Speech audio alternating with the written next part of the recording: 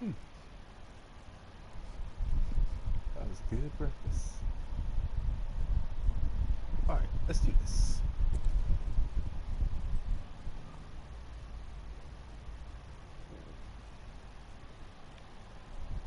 So listen up. An ex-CIA operative named Robert Aldrich has gone rogue. Langley believes this asshole was working with Perth.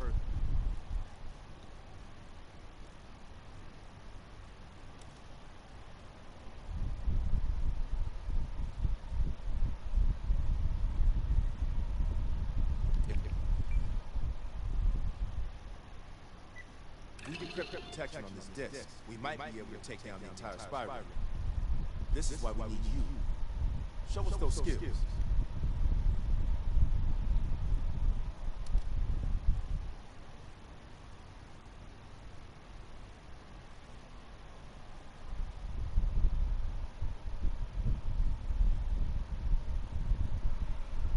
Sheesh, she says the numbers in red are the numbers that appear purple. Or is that blue? That I should be concerned with.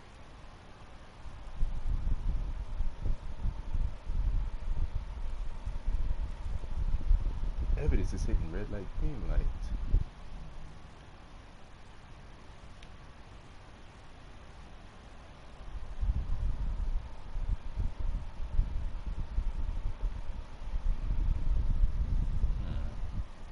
At least it tells you what mission is actually hidden in.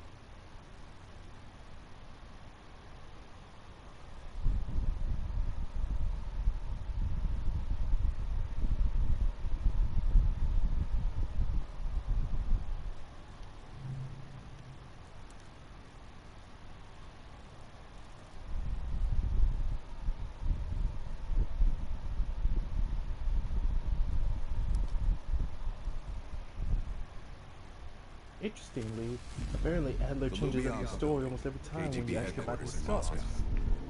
The sleeper agent records are stored in the archives 100 feet below ground in a nuclear defense command bunker. Your only way in or out is through this high-security elevator. We'll need proper credentials. That's where our asset Belikov comes into play. Belikov has been our source inside the KGB for nearly a decade. He'll get us in. He came through for us in Yamantau. He'll do it again. This shit is crazy even by his standards. You sure he's on board? An immediate nuclear threat warrants every risk at this point. I'm sure he wouldn't disagree. Sims, get Belikov on the line.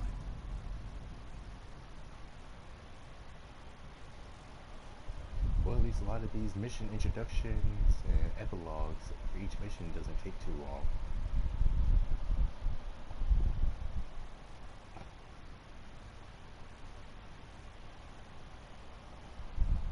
Because usually the majority of the details for the mission characters go over as you're playing through it instead of just cutscenes.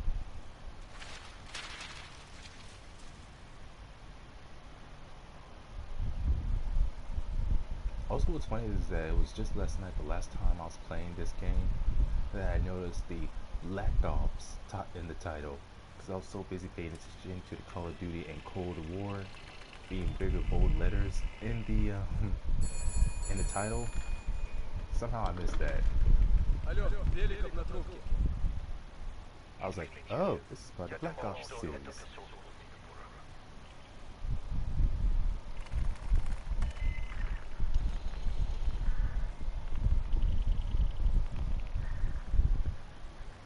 We're almost to the tunnels. Did you get access to the bunker?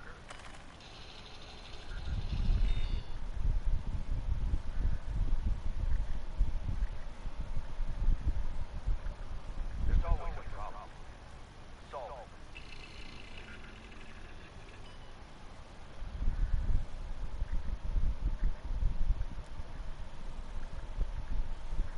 We're getting the files from that bunker. Do whatever it takes. We'll meet you at the basement entrance once you have the bunker key.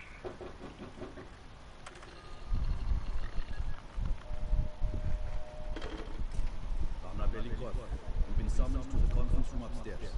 Secretary Gorbachev is here from the Central Committee.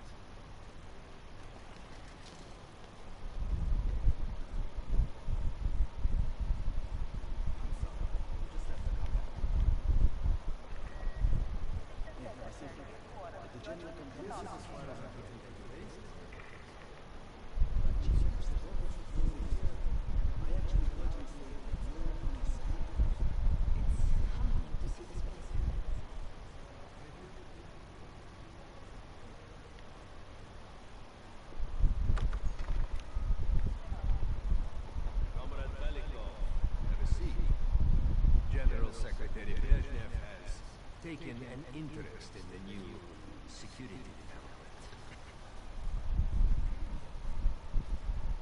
There's a mole within the KGB.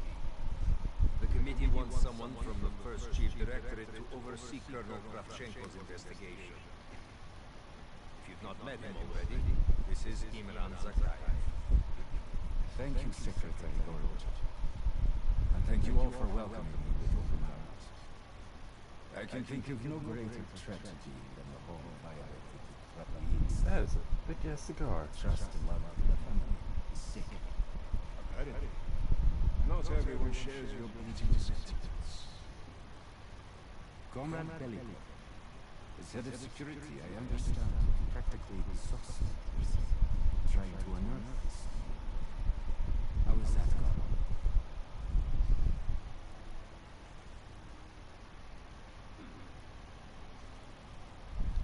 I am not a patient man, Belikov, or a compassionate one. Until the mole is found, I want security increased around the bunker. Zakayev, do you have any recommendations? We should restrict bunker access. We also want to cultivate closer relationships with Wolverine. I want to know your hopes, your fears, your ambitions. Be thorough, but we don't want any significant disruptions. And you, Belikov? Who do you think should retain bunker access during the investigation?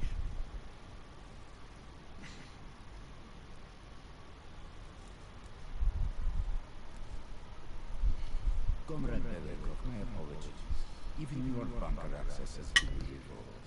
We can't be too cautious, can we? Secretary Gorbachev, I believe it would be best if only General Sharkov retains his bunker key for now. Very well. See to it. Worry yourself no longer. I've already ordered the bunker keys collected.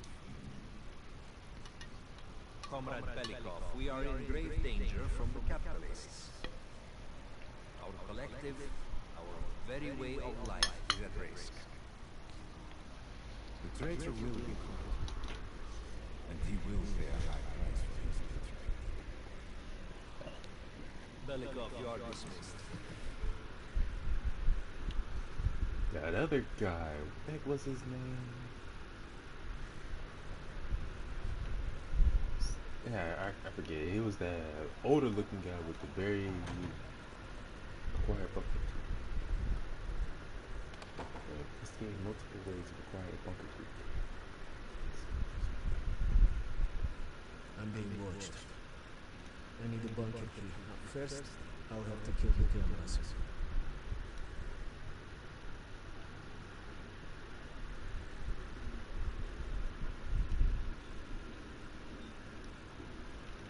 This brand I turned into a real pain in the ass. But anyways, the other dude with the shaved, nearly white hair with the aggressive look on his face, he looks like the kind of guy who would kill just for fun.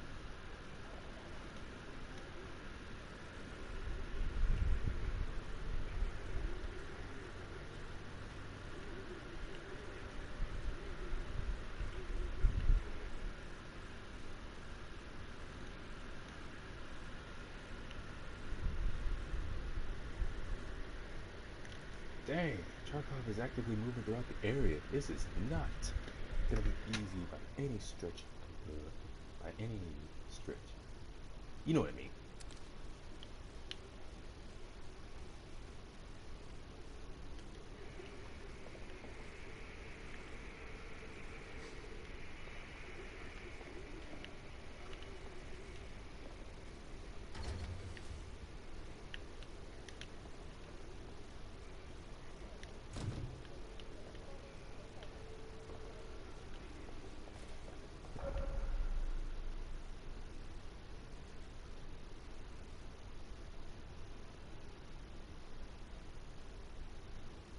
This area is restricted. If I'm stopping here, What can I do for you?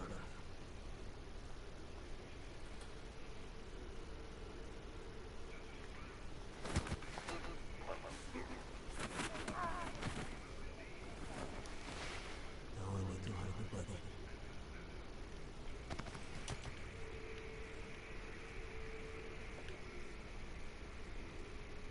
Man, for a second I thought I was gonna have to walk out of the room.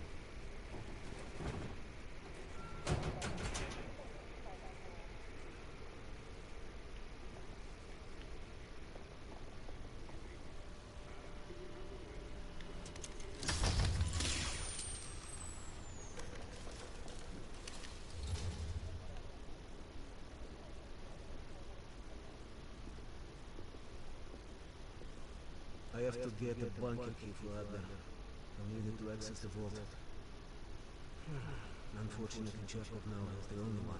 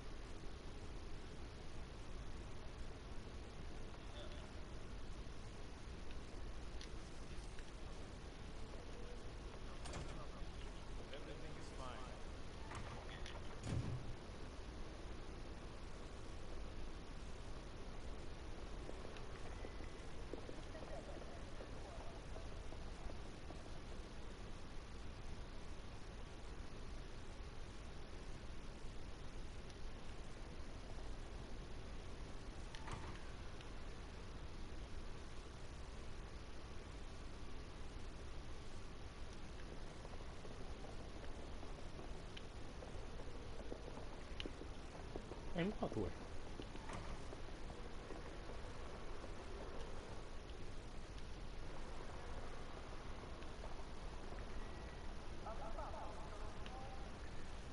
Miriko, have you dug up my move? No matter. We've discovered additional unauthorized communications. Within hours, we will know the exact computer they came from.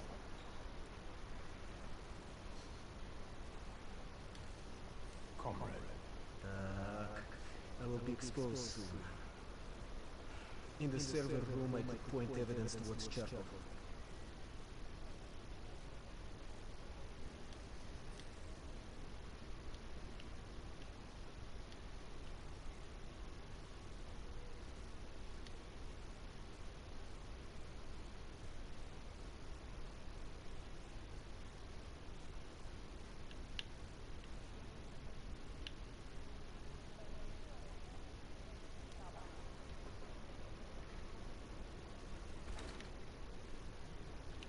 Whoops. Okay, so how the heck am I supposed to get to the server? This is it, right?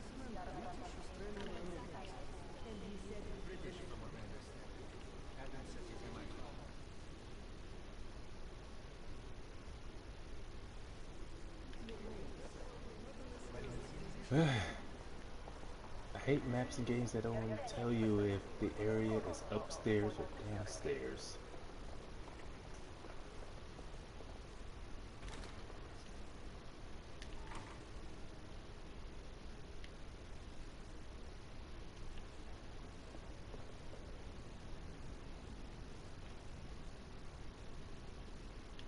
Wait a minute. Server room here.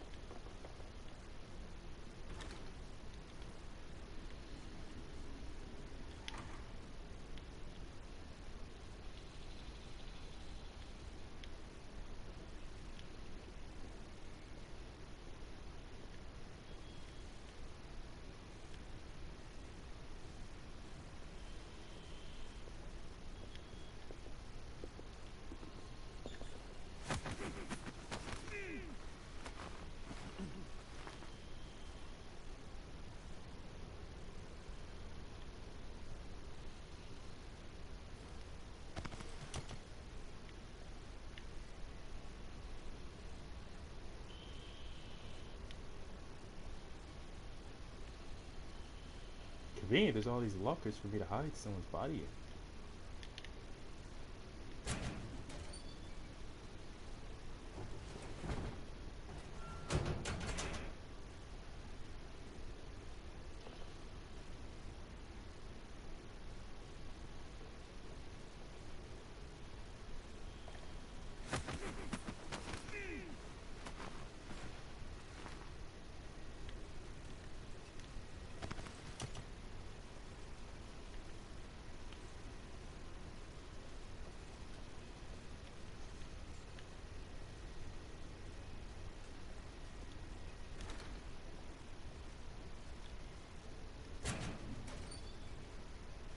Good thing they don't say nothing about them coming to wake up anytime soon.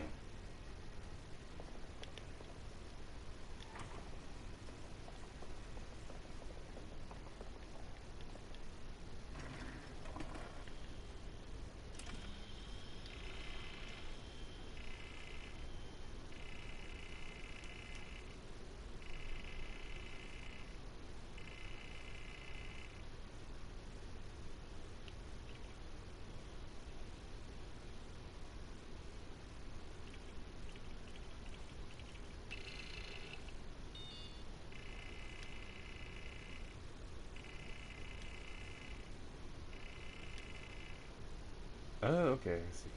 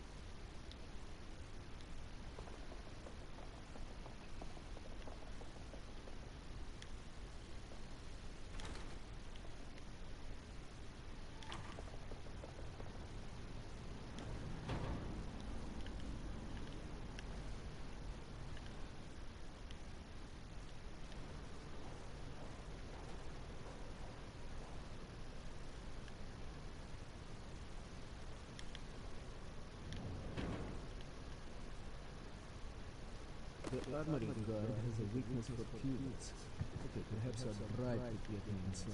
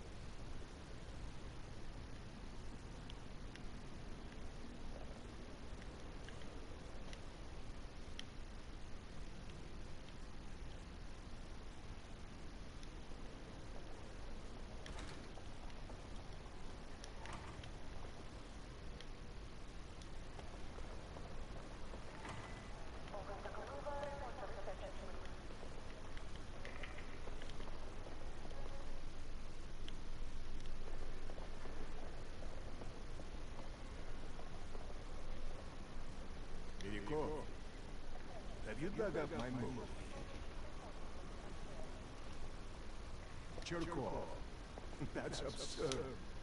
Where is your evidence?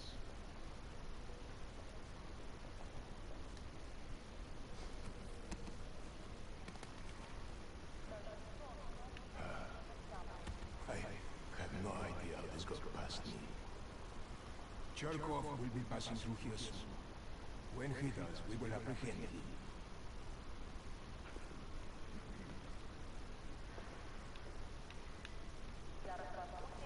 Where is Cherkov?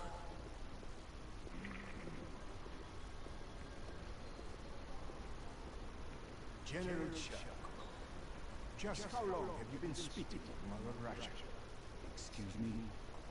Do you know who you're speaking to? I do not. Your medals will no longer protect you.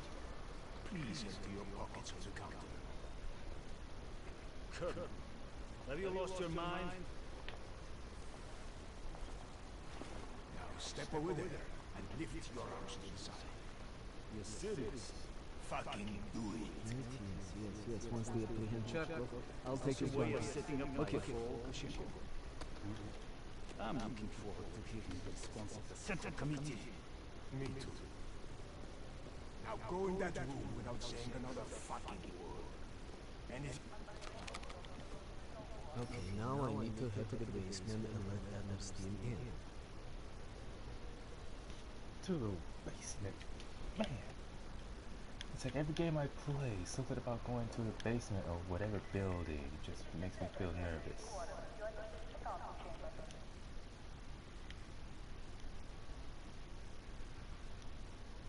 How can I help you, sir?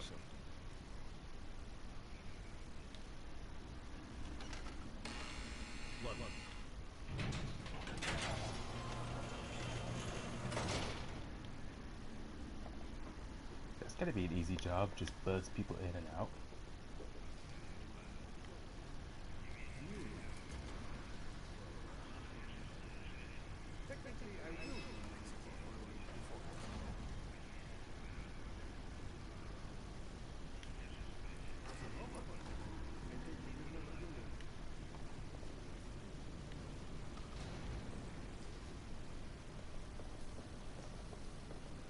Adler steam will need uniforms to get best security.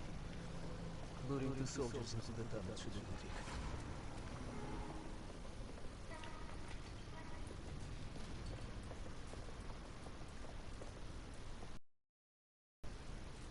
Беликов here. Send a security detail to meet me in the furnace room. Immediately.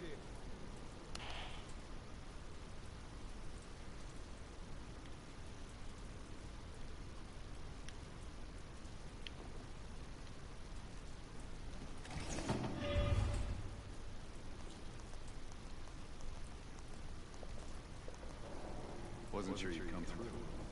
I don't have much choice, do I?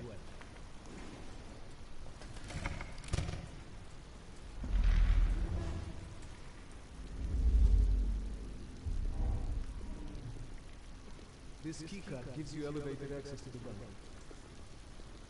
What about uniforms? Sounds like they're near now. Okay, I will lead them through in this tunnel. You two do the rest. Down. Take cover. Keep it clean. Uniforms are no good to us bloody. They won't be suspicious of a black man walking through the building? Там, я нашел незапертую дверь. Нету никакого оправдания этой некомпетентности. У нас есть очень строгий протокол, чтобы это предотвратить. Понятно?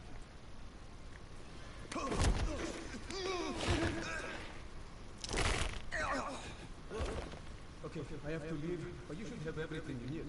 Now, if stopped, you are reporting to Commander Sobel. Get changed.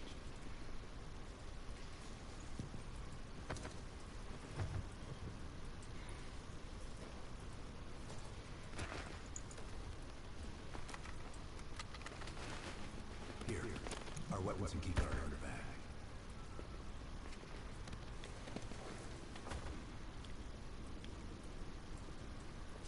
Come on, this way. Once we're in the bunker, we're on our own. Aren't we on our own already?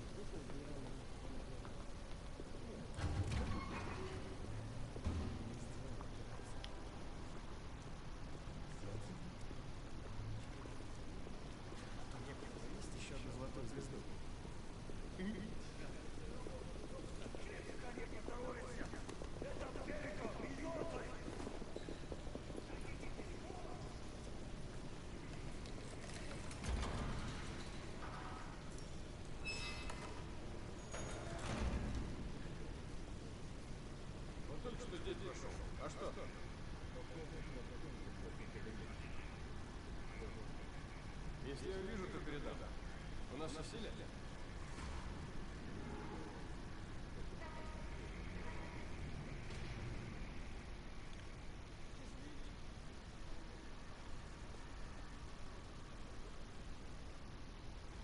Man, I do not want to be Bellikov right now. Ладно.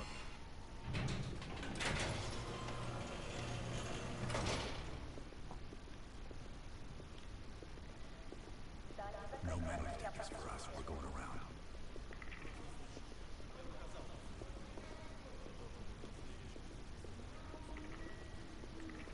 Guess they couldn't give us a bag that is somehow immune to metal detectors. Направляйтесь. Досмотр обязателен для всех, без исключения. Вы должны пройти досмотр.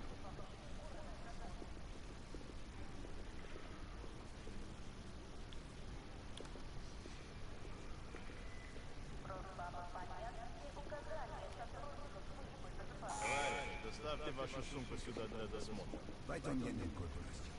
Дайте мне пройти. Принимайте это близко к сердцу, товарищи. У меня приказ досматривать всех, без исключения.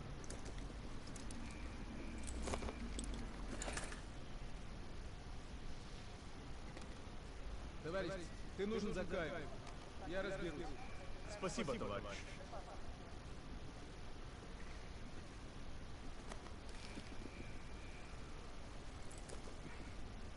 Поздравите, далеко. По-моему, я здесь, да? Пойдем.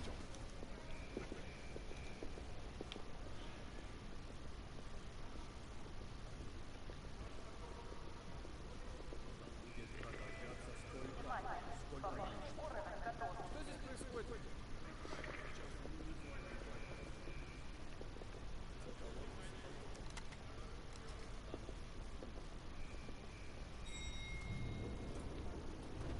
Take us down.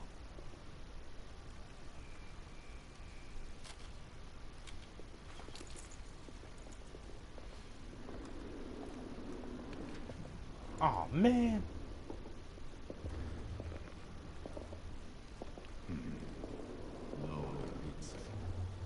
Когда вы прибыли?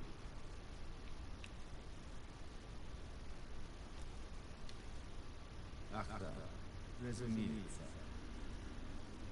То ваш командир. Я не расслышал.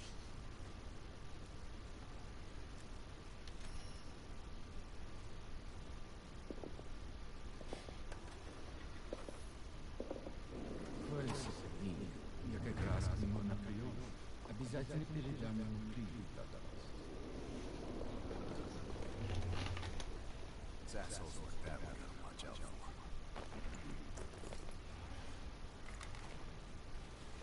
Gear up.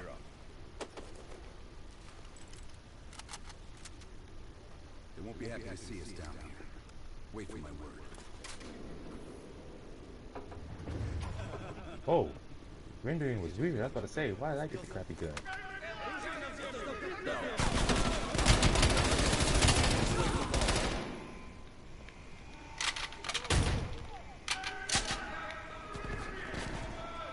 Wait, is that because of the new? Never mind.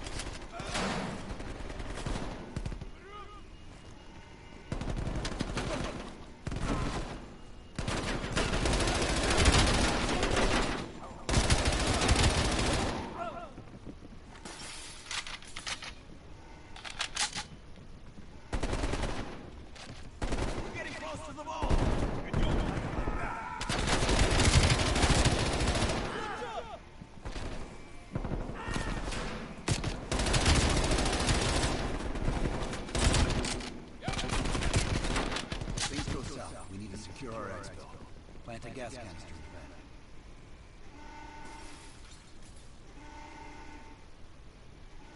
Hurry up and set the gas.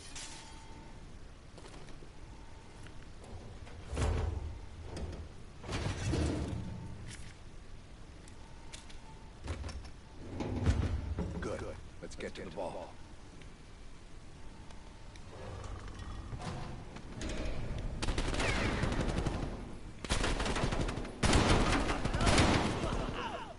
We're almost to the vault.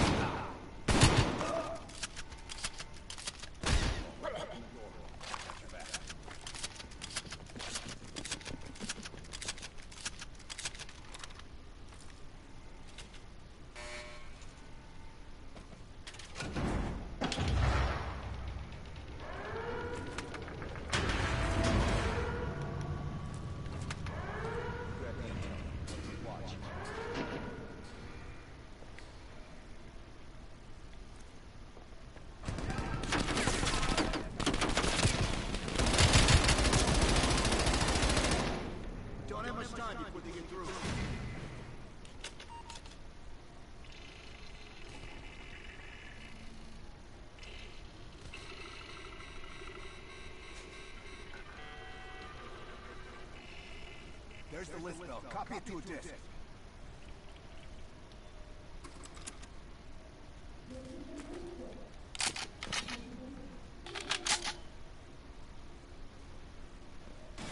Running out of time, pal. We're cutting through.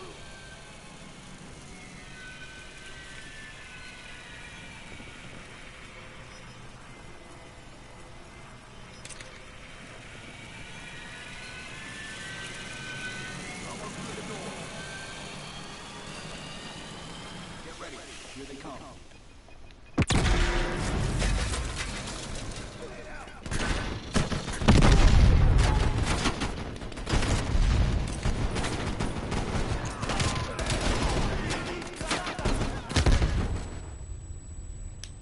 Oh, come on. That was not even intentional. Dang it. Get ready. Here they come.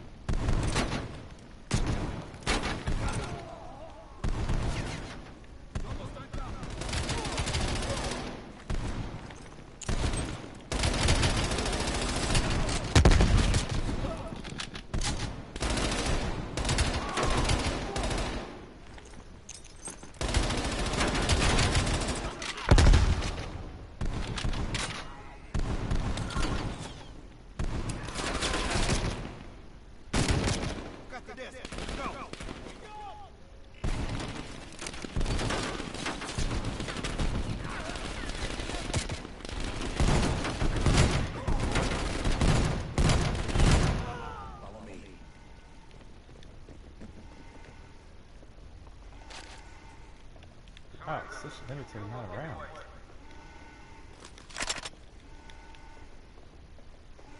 You got any extra ammo on you? Oh, dude. This way.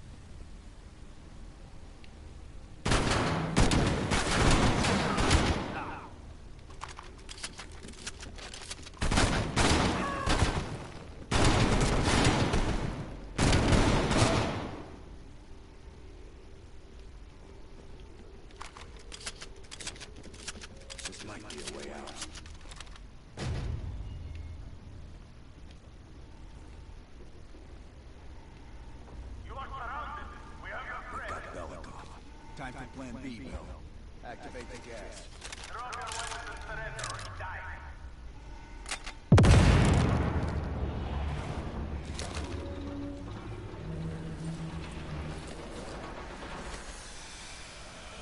On the move, get a mask on Belikov. I'll cover you.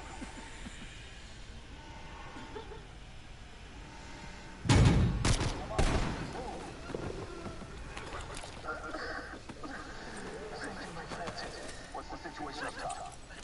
They are on full lift, closing the building down. We'll have to fight our way out. We're gonna need some heavier gear. I know just the place, my friend.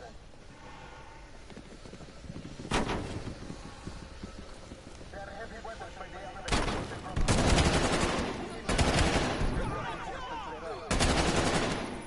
Right, keep moving. The gear is this way.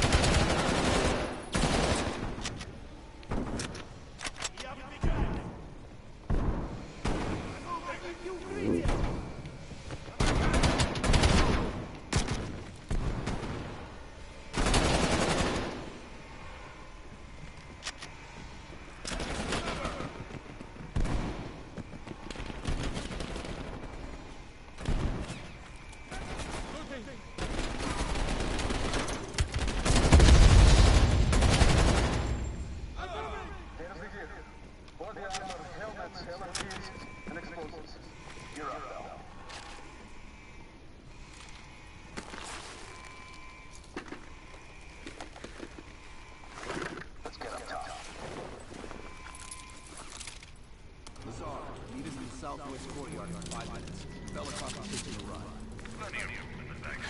Once we get off the elevator, just keep moving towards the courtyard. Get the charge ready, though.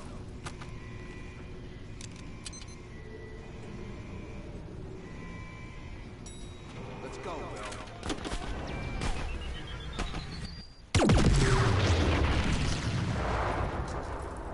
Dang.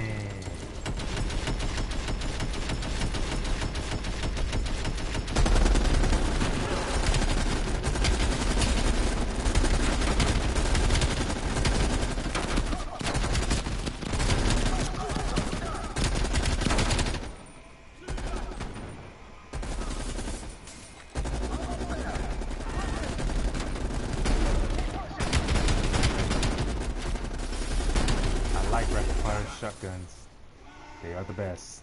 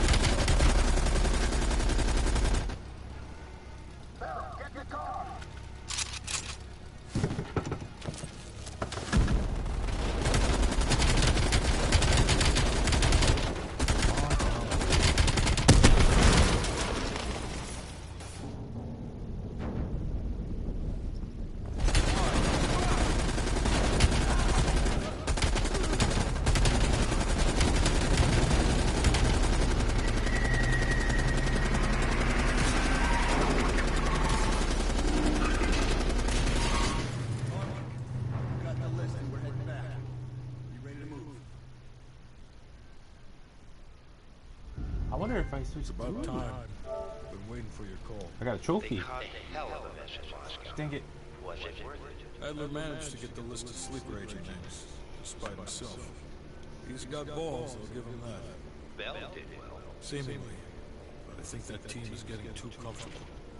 They're acting like they know who they're dealing with. Perhaps. Turns out, one of those sleeper agents is tied to Operation Greenlight. Theodore Hastings. He's a nuclear engineer based out of Salt Lake City. And you believe Hastings is the one he'll activate? Exactly. Total surveillance is already underway. It's only a matter of time before he leads us straight to Perseus. I wonder if there's any other unique dialogue I'll get, like for the ex-KGB or me playing as Urmi. They'll No, they won't notice me, right? Because they would not have known. They didn't recognize Bell being CIA, and this one. So I doubt they'll notice the other ones being MI6 or former KGB.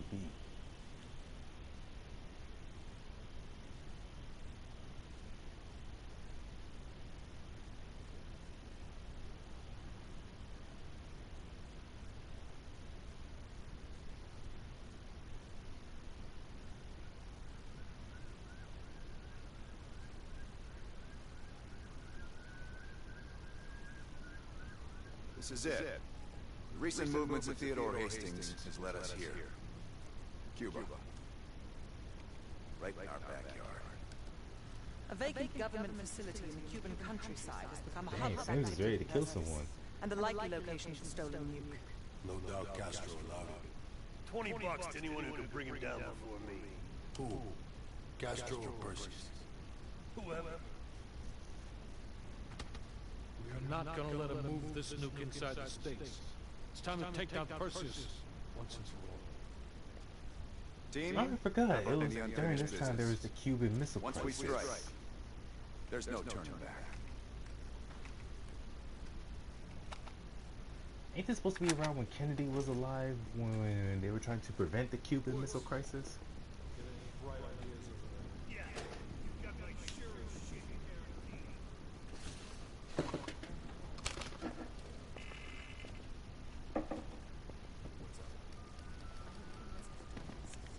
You available? Ready?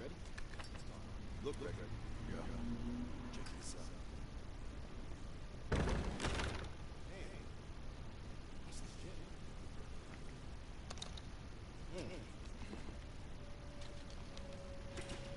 Decked out with my specifications? Won't find half-baked rigs here. Nice. Go on. Hold on. Make it quick. I'm busy.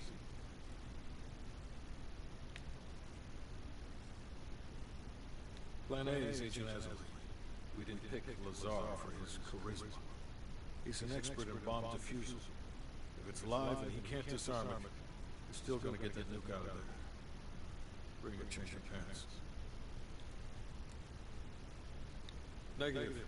Even at this size, Perseus could catch our scent on the wind and try to relocate. In this scenario, less is more. It's as good as it's gonna get. The intelligence community has spent years trying to track Perseus to a concrete location. This guy lives between the lines of recorded history. Nothing can put a bigger smile on my face than you personally putting him down. Indeed it did. Our insider delivered in a big way.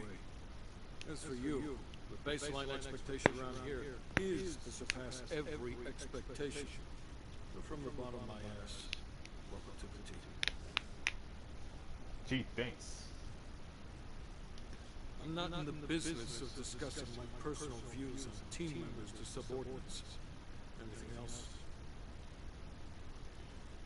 The projector's in the back corner if you need to go over any details from the briefing.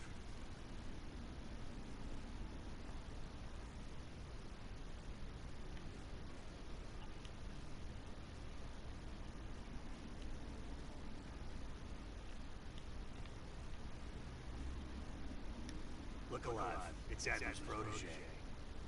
Bell.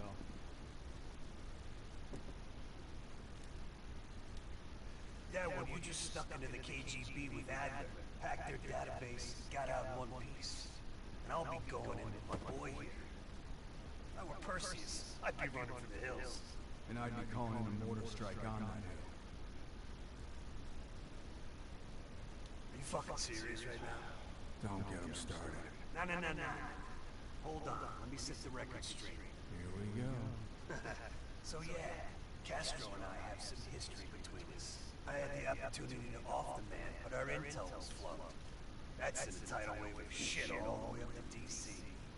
So if I find out that Perseus is in cahoots with Castro, and Hudson happens to find one of my bullets in Fidel's head, well, I say chalk it up to collateral damage.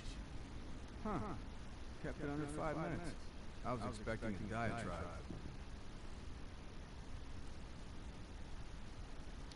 No, we're after a different spy case, huh? That's right.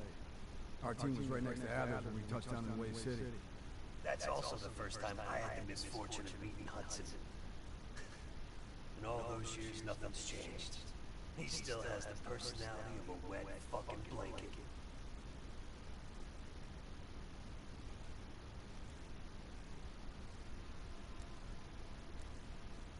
You hear that? We're fucking legends. Yeah, wherever we go, we bring the thunder. Man, get the fuck out of here with that shit. You seem pretty unimpressed over in Fake Town, USA. Or, are you talking about Macy right now? As I live and breathe.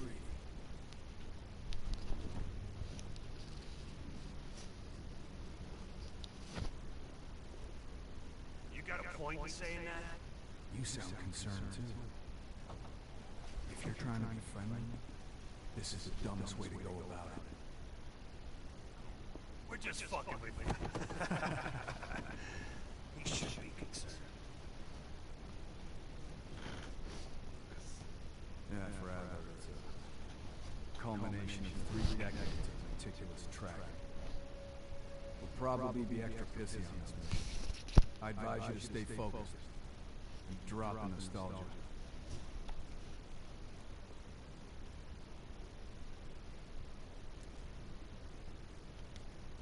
Look, you better buck up, buddy. Adler's gonna want you more committed than a grenade without its pin. Yep. Later, Val.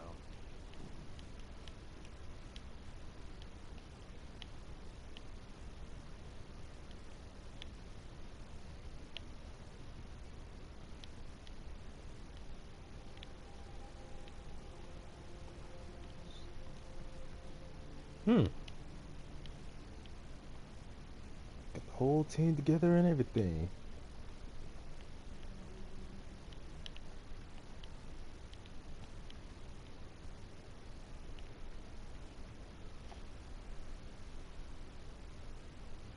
Shahan's Bigum. I hope I pronounced that correctly. Hello to you too.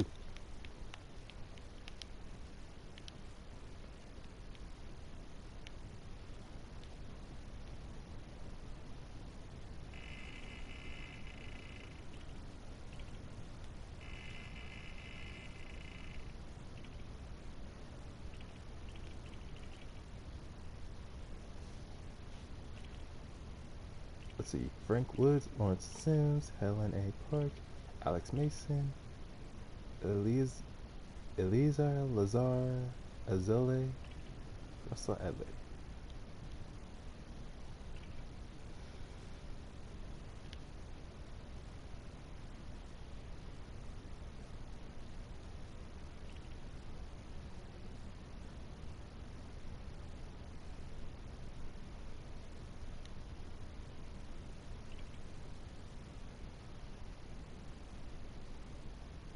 Man, yet he looks older than Adler.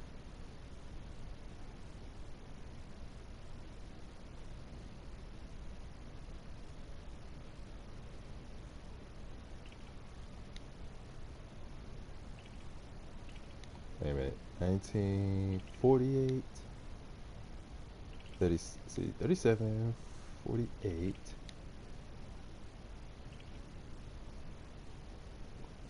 Older than Adler. 1933.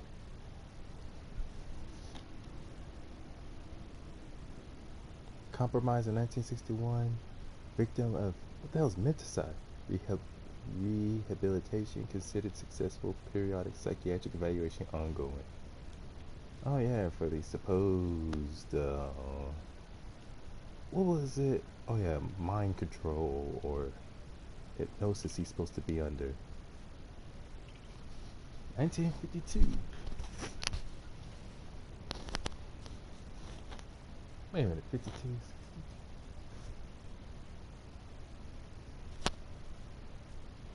So she's supposed to be 23.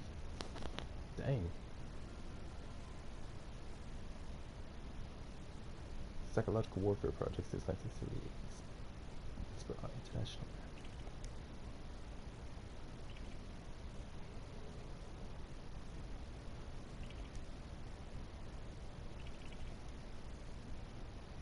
So he'd be around 32 or 33.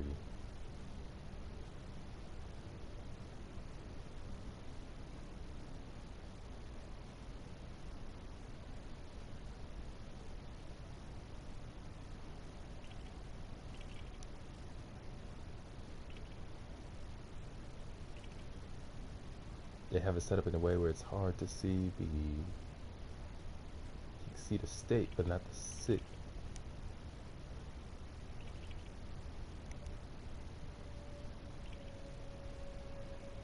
$1930, oh yeah, he's definitely the oldest.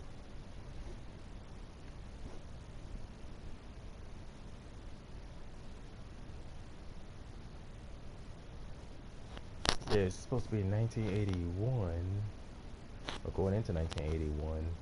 He will be 50 by now. Sure as hell doesn't move nor act like it.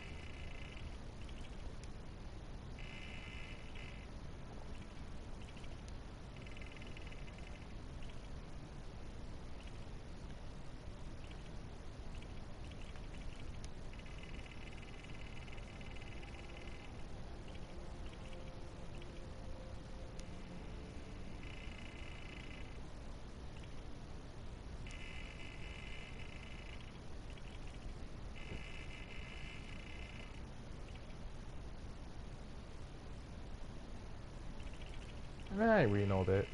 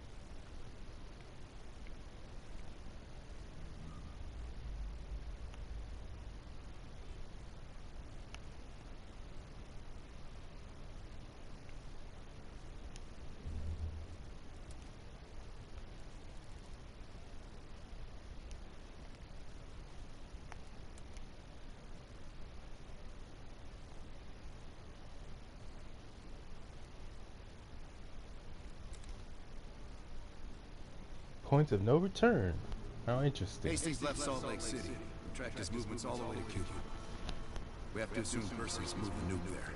Langley believes Castro could help Persis smuggle it to the U.S. in exchange for a peek at the hardware, of course. That isn't gonna happen.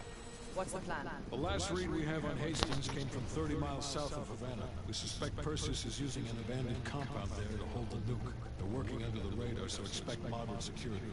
I say we smash and grab it. Parachute in, grab the nuke, skyhook out. And what if the nuke isn't there? It's there. The only reason Persis needs Hastings in Cuba is to prepare it for arming and detonation. There you have it. Hudson will arrange our exfil while we're en route. If everyone's ready, let's move out. Yeah, it's amazing how since then, the idea of just one nuke is no longer considered much of a threat, but now multiple nukes that someone could launch at any time. Makes you wonder why we humans keep on creating all these weapons to kill one another. Some of us just love the idea of killing like that. Others, I understand it's a point of creating weapons to protect ourselves. But man, it's amazing how we used to go from using shields, spears, swords, blunt objects and whatnot, all the way to freaking bombs of all kinds. No, enough, we're early. Adler should be checking in right about... We're in position. Copy that. We're moving to flank. Man. All teams, we do this fast and loud. Find Hastings, grab the nuke, get the hell out. Woods, light up this joint. About fucking time. Go, go, go!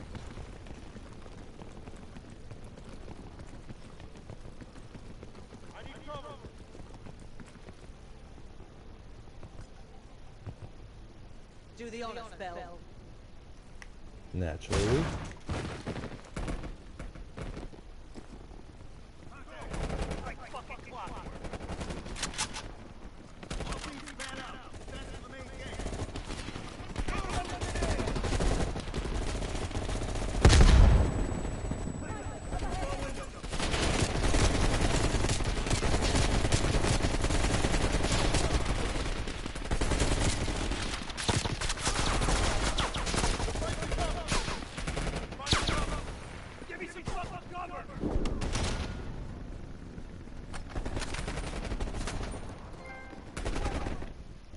Hey, I got another trophy.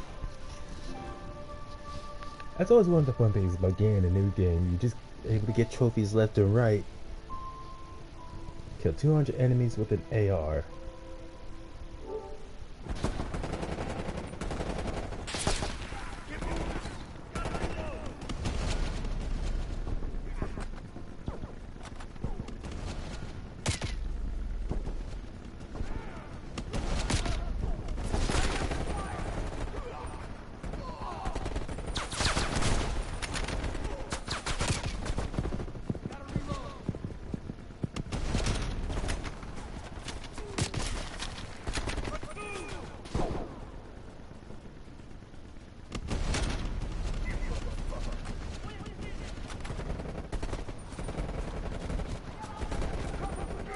Shields.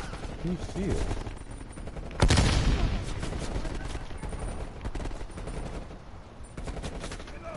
Man, she's brought out in open air with so much easy hit.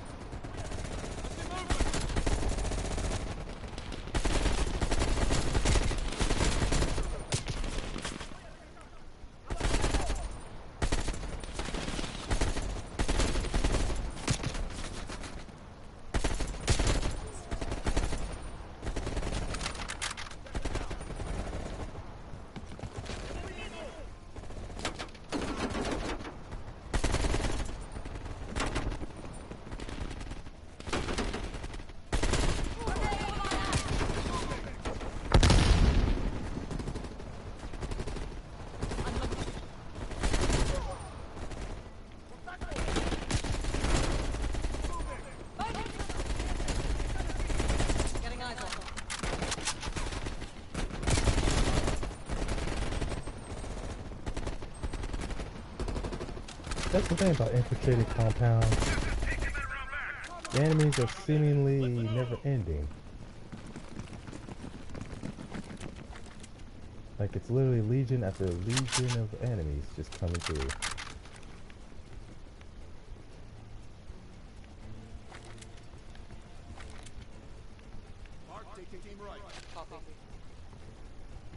What did these poor bastards do? They finished their job. They love a reward.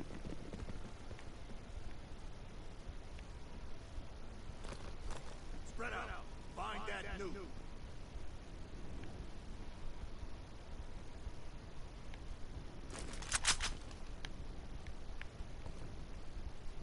Spread out. Find that nuke. They've got closed circuit cameras. We could use them to locate the nuclear bomb. Sharp as ever. Spread out. Find that nuke.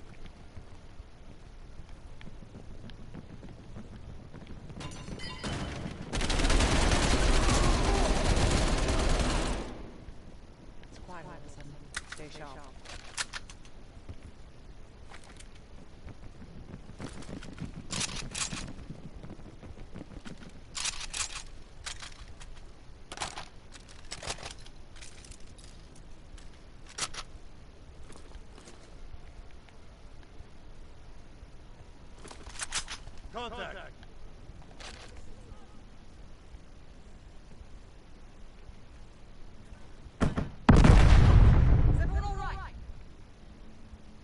for mines.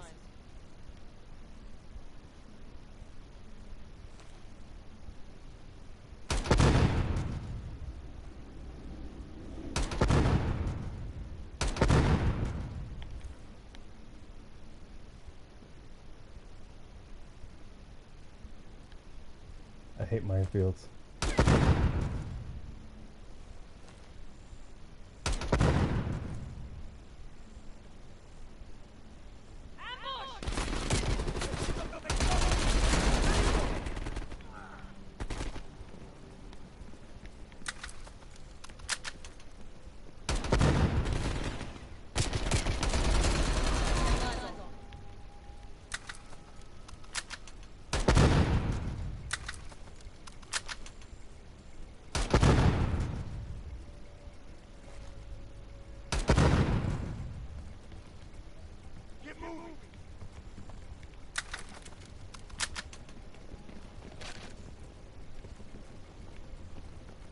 RPG on the balcony.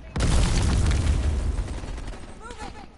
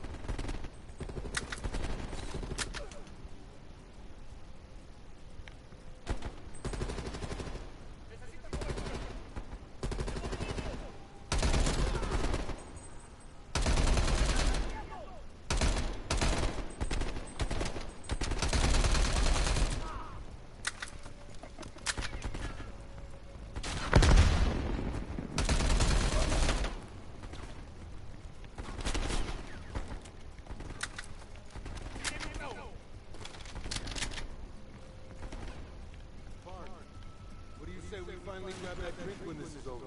Your position is that. That's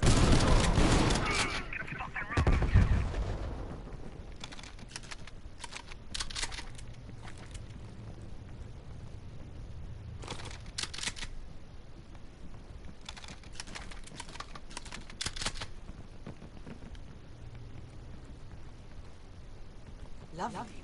This will come in handy. Get on the camera feeds, Bell.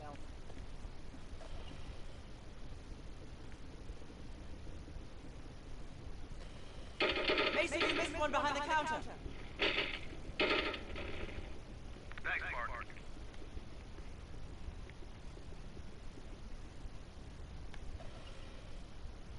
Keep looking. There. Hold it. Adler, we have eyes on the nuclear device. Someone's killing the scientists. Second floor, room 27B.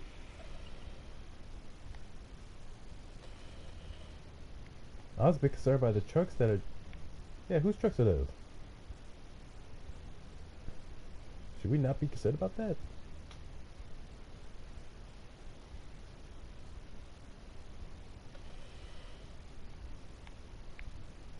Right, killing all the scientists who finished their jobs. Second floor, center room. Upstairs. Let's move. Crude, but effective. Can't keep your eyes off me, huh, Bart?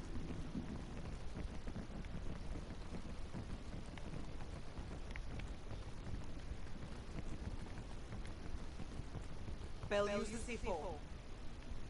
Oh, sweet.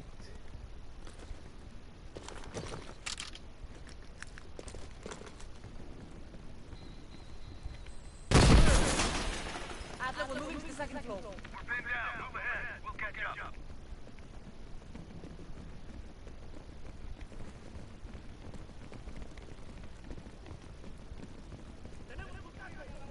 ¡Proteja en el laboratorio! ¡Paseo nos va a virar si no lo detenemos!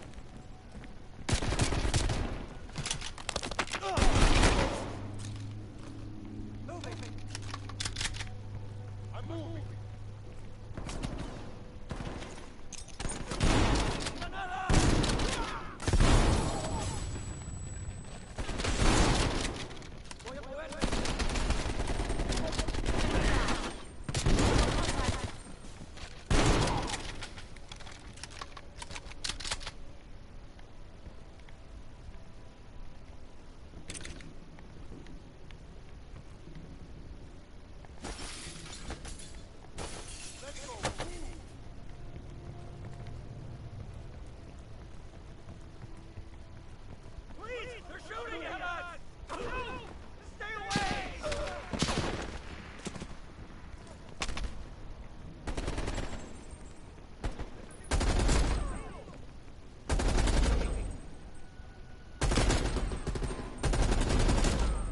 No witnesses, apparently.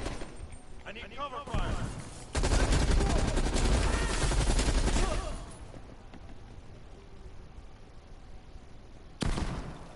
In motion.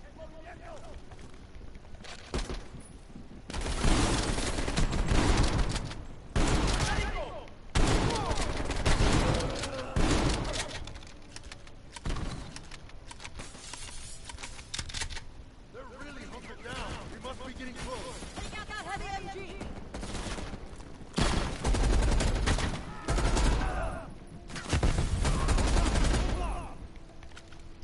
Wish my teammates would stop walking right in front of me when I'm shooting.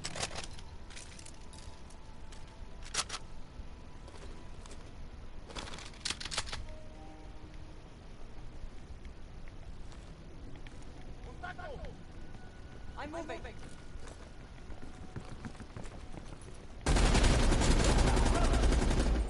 27B. Adler, we're heading inside. Let's unman the door. Got it. Bell canvass the room. Hastings, stop talking. Perseus was here. Shot us. Escaped. Perseus would never leave his precious nuke behind. He forced us to reverse engineer the detonation codes. They give him full access to Greenland. What? Are you telling me Perseus can detonate multiple nukes in Europe? I'm so sorry. Hastings, stay with us. How many green light devices can Perseus detonate with those codes? He can detonate all of them. He'll wipe out half of Europe. Blame it all on the USA. We need to find that son of a bitch, Perseus. Time to go. Go. Contact! Chopper coming in low. It's gotta be Perseus. All teams head to the roof. Move! Move! And we get a shit of reinforcements circling in combat.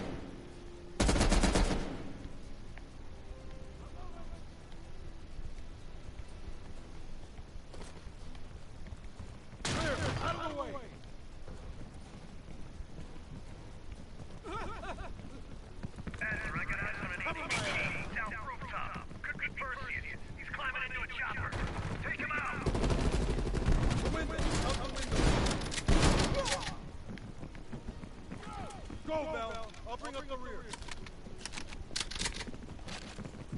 Go, Bell.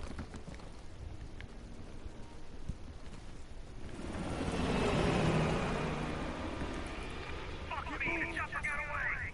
Fuck Perseus, we got bigger problems. No, screw that. I'm gonna see if I can actually catch the guy.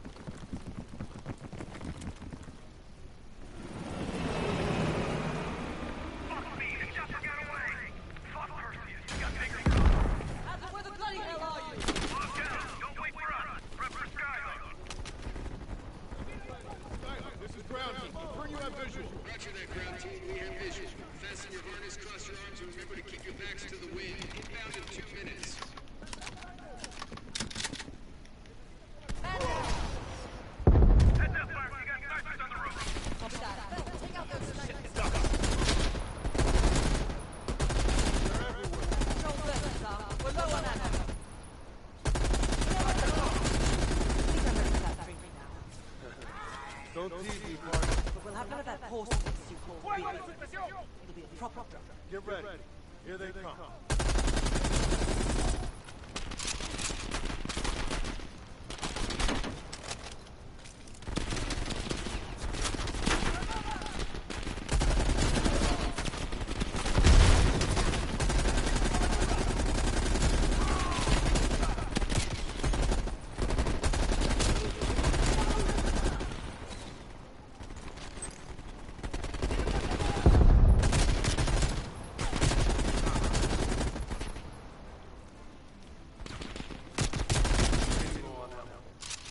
Where's that plane? 1 minute. Stay focused, yourself. I'll tell you what. When we get out of this, I'm fine. Now that's something worth fighting.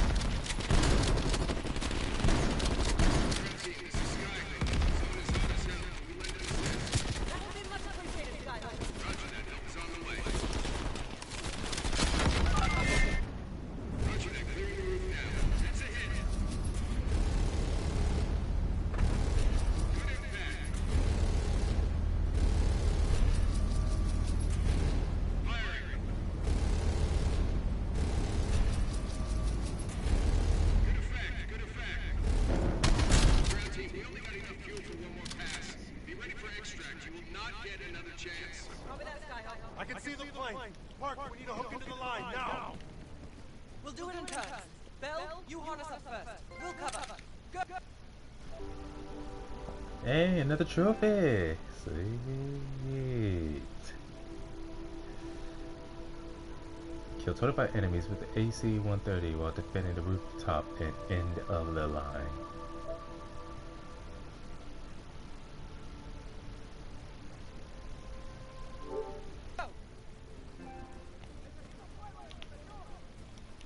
What the heck?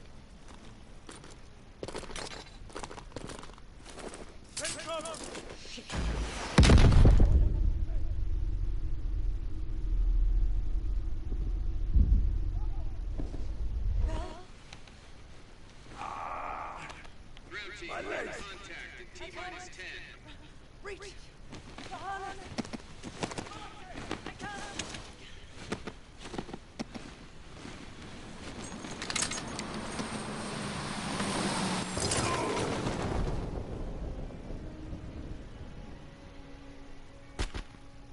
Oh, I had to choose.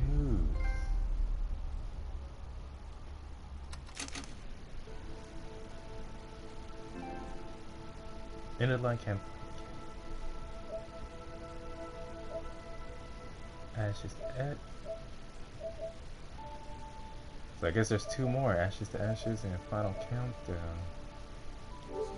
Millions of people are gonna die, and the United States will take the blame. You need to find out where he's planning to broadcast the activation signal. How are we gonna pull that out of our ass? Bell knows where it is. Bell? This goddamn science project was a failure! Don't count Adler out yet. The man has a deep bag of tricks.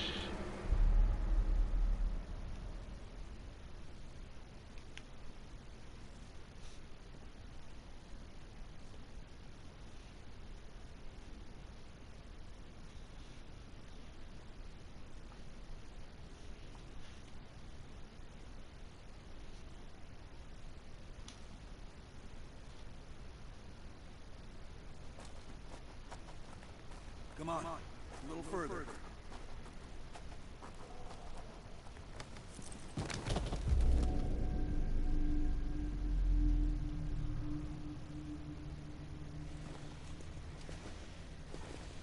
Sims, get the gurney.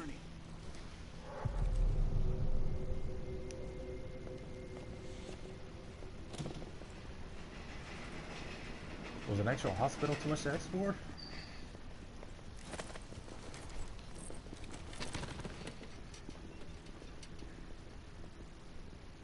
Bell. I feel like I owe you. Bloody hell. Going to lose a lot more than Lazar if we don't execute this next move correctly. We need you to hang in there for one more assignment.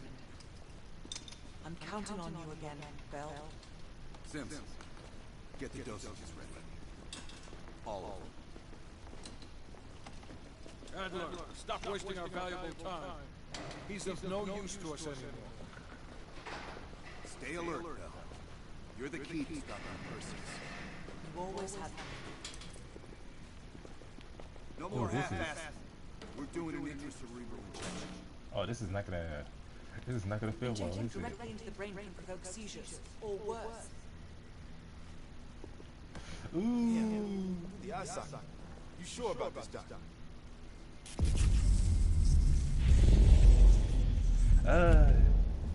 Memory should begin almost immediately. Bell, listen to me. I need you to remember. Think back to our time in Vietnam one more time. We need to finish what we started.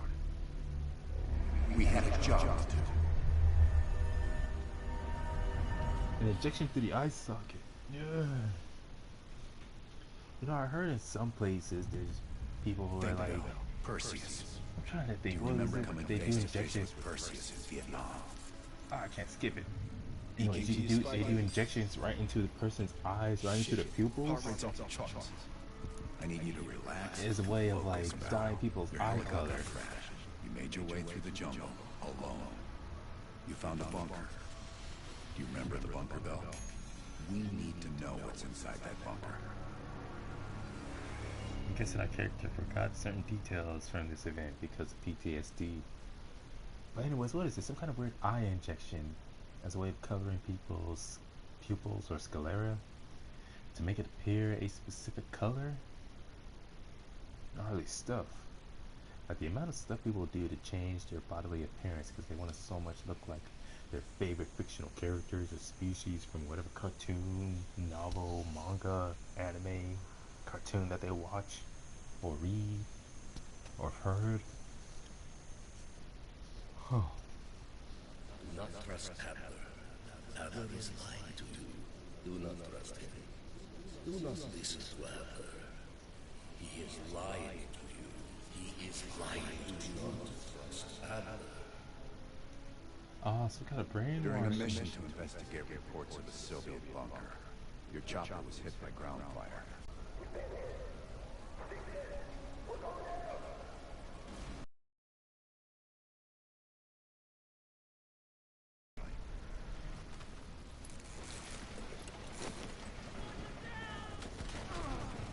The crash survivors were defending against a PC attack.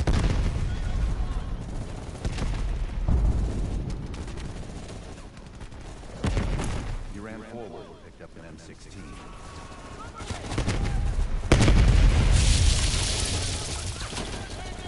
Or maybe it was another weapon.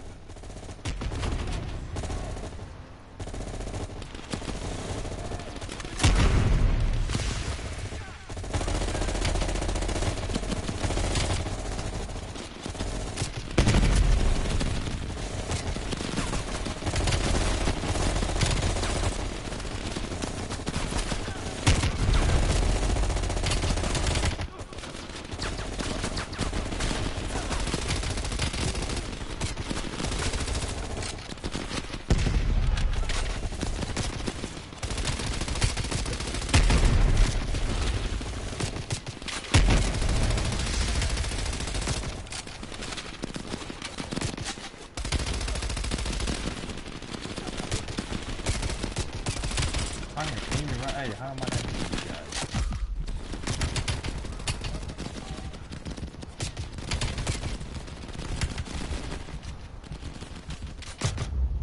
Bell, you know about the bunker. Start again.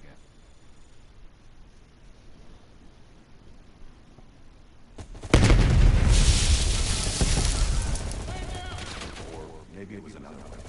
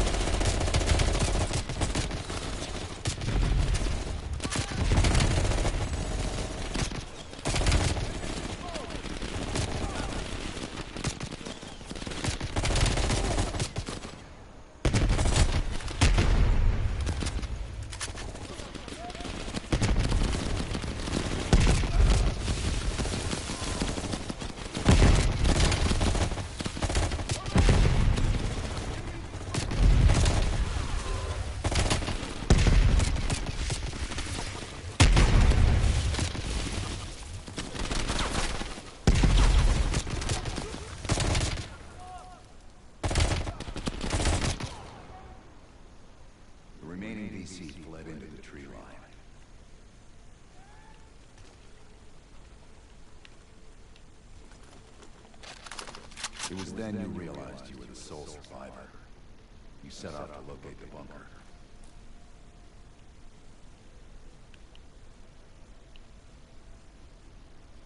There is no way I would go into that jungle by my dang self.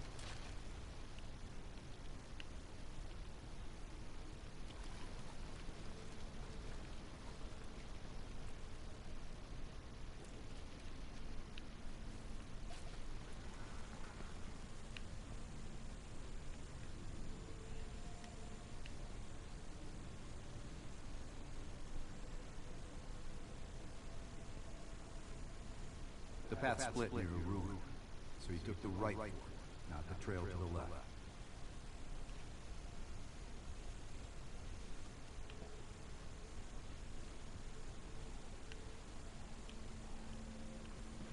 I'm too curious to see what would happen if I do go left anyways.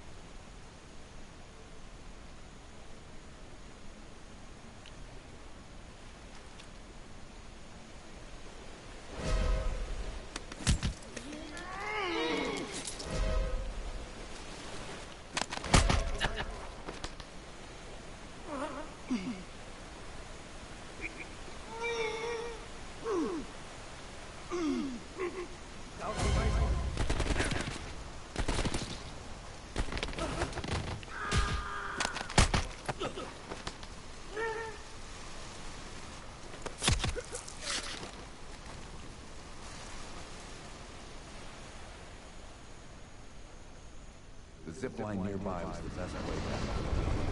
You wanted to get to that bunker as soon as possible.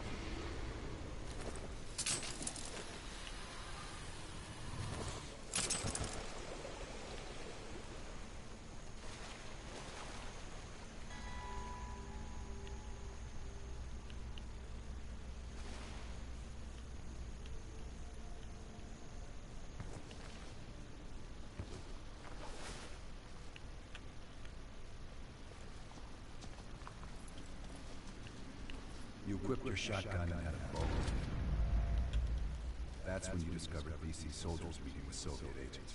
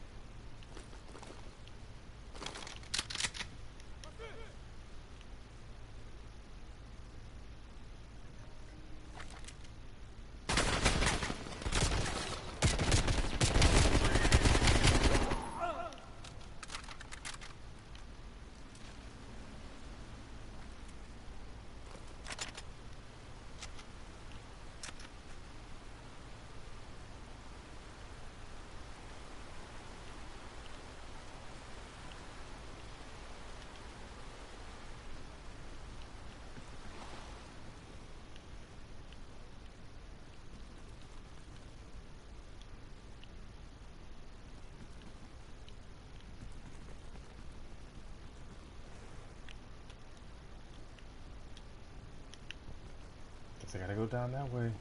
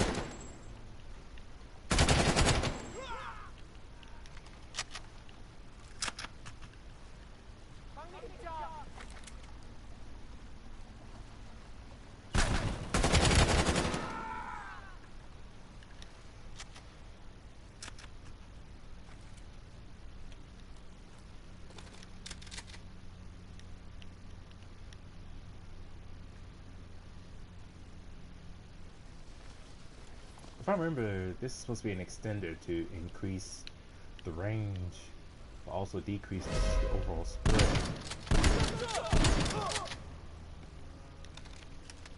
Yes, Bell. That was the door into the Soviet bunker.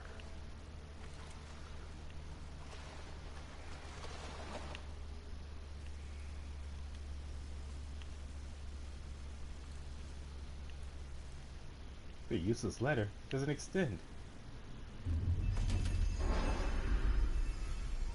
Yes, good, bunker.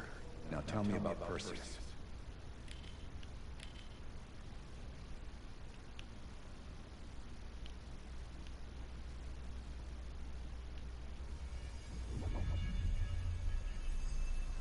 We almost had it. Let's run 6. Okay, ready. Bell, we've got a job to do. According to your debrief, you woke up and the rest of your crew was missing. The VC went on the ground searching for survivors.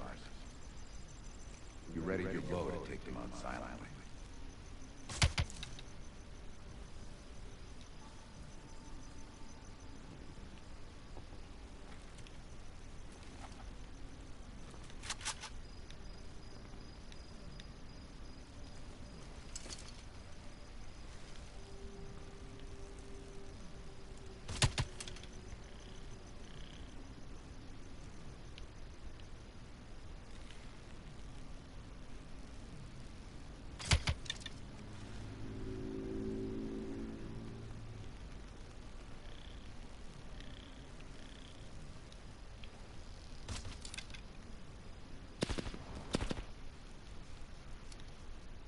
Dig it. Hey. You readied your bow to take them out silently.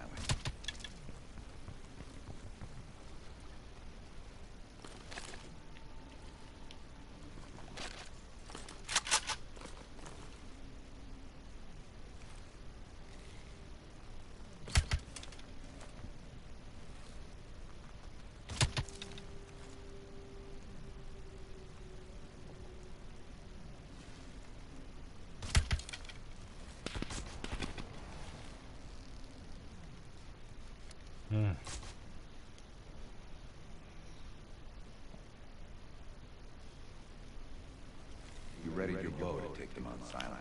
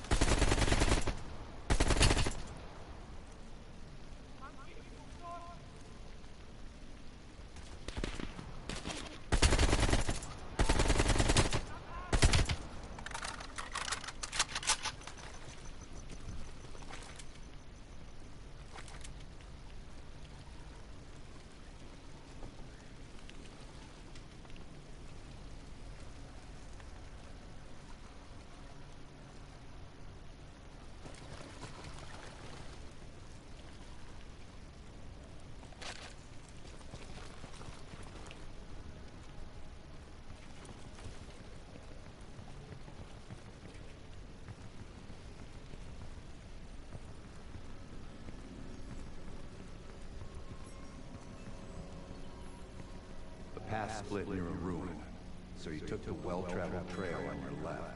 and out toward the waterfall on the right.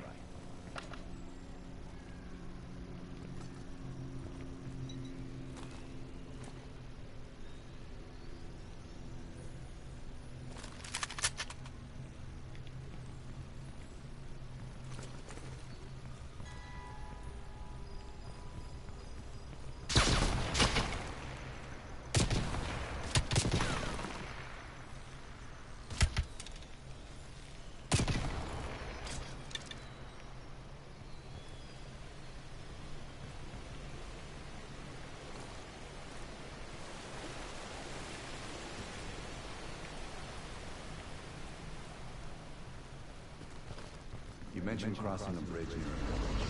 Bump up with someone on the other side.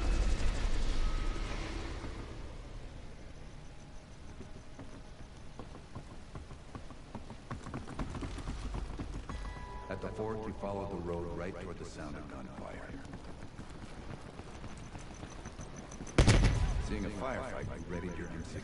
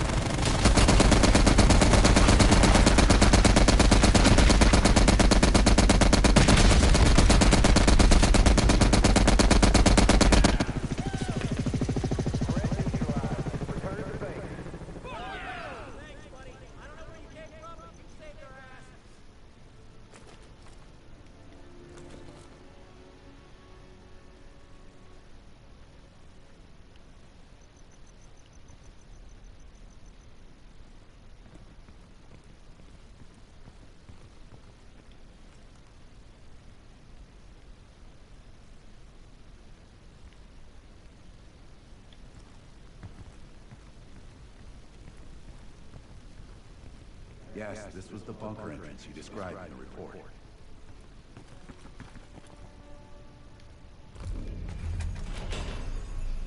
This could be the onset of another focal seizure.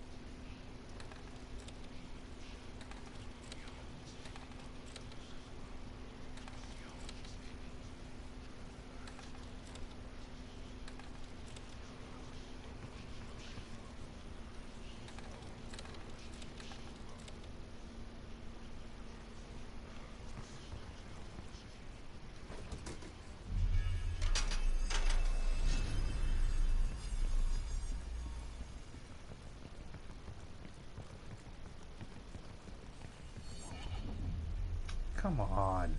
No, don't stop, Bell. Fuck. Hand me the fallback scenario manual. Here it is. Bell, we've got a job to do. According to your debrief, you woke up in the middle of a firefight. Crash survivors were defending against a VC attack. You rented a grenade launcher and charged ahead.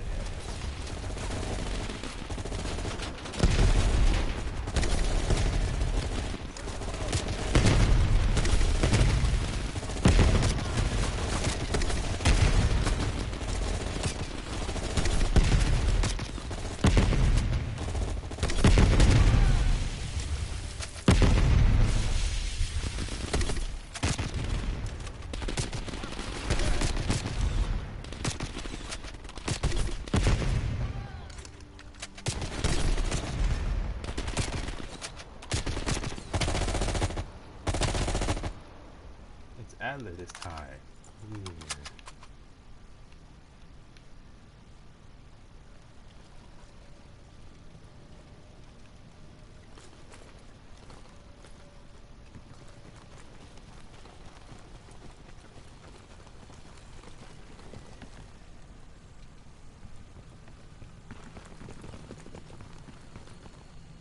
The path split near a ruin, so you took the well-traveled trail on your left. Not toward the waterfall on the right.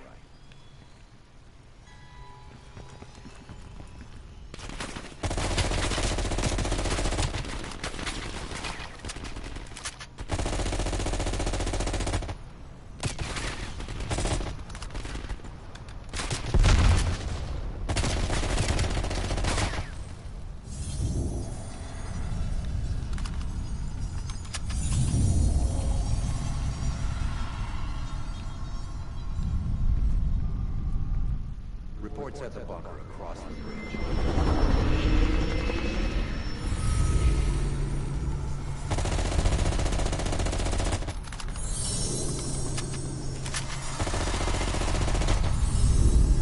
You went left before, right?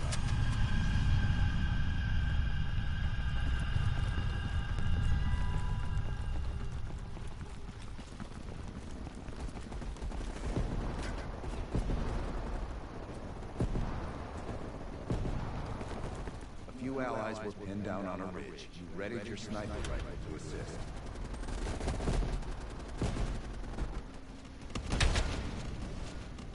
Command!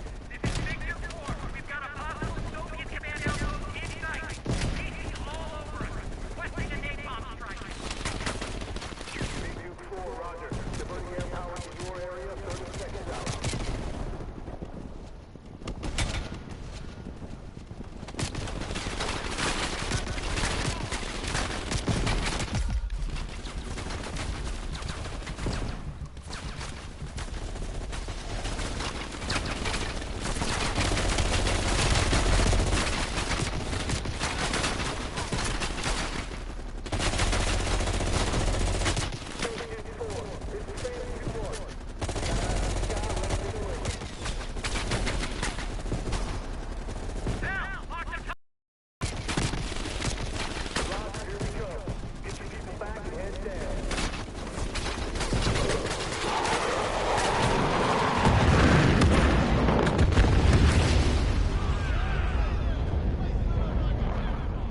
Inside the house hit by napalm, you find a hidden bunker door.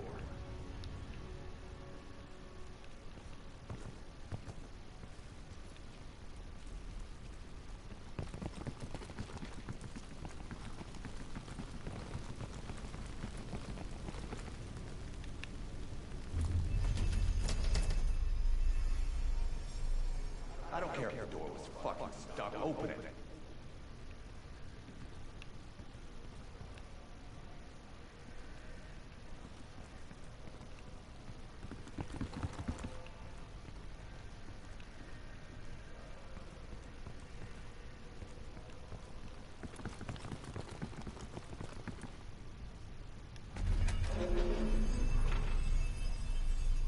Mark, give Bell another injection.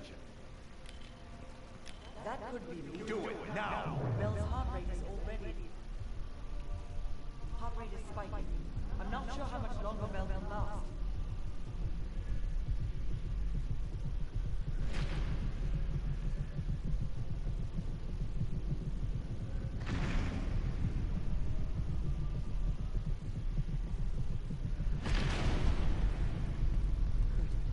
Everything's stabilizing. Heart rate is coming down.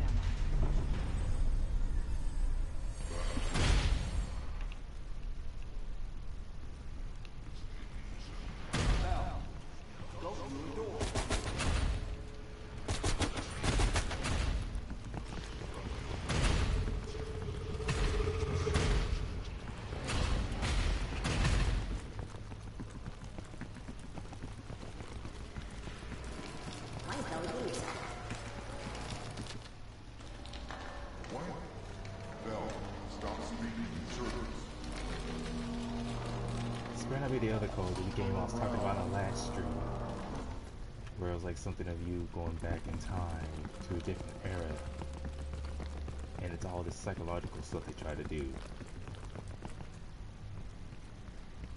Stop wasting my time in this hallway. Hey, you're the idiot who keeps subjecting me with this stuff. Turn around. Oh.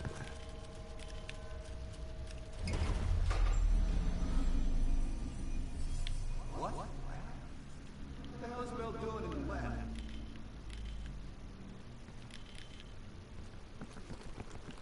Come on, I want to get back to reality. Enough of this going back in time BS. Bell, forget about the damn lab. I need to know about the bunker. Come on, I hate... Enough of this. This is annoying. Can this please be the end? Like, missions like this are so annoying because of how long they drag out. Comrades, the United States and its allies slowly consume.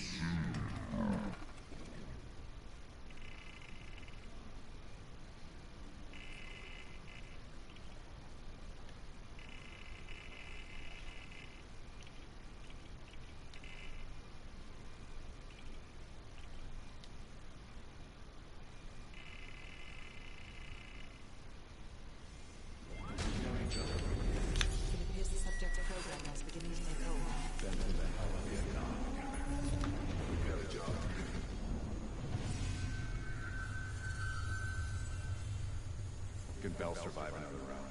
Now you're asking. Do it. We're not leaving empty-handed. Script 17. Oh my fucking goodness. Enough of this bullshit. I hate this mission already. Let this be the last dang time. We've been over this already.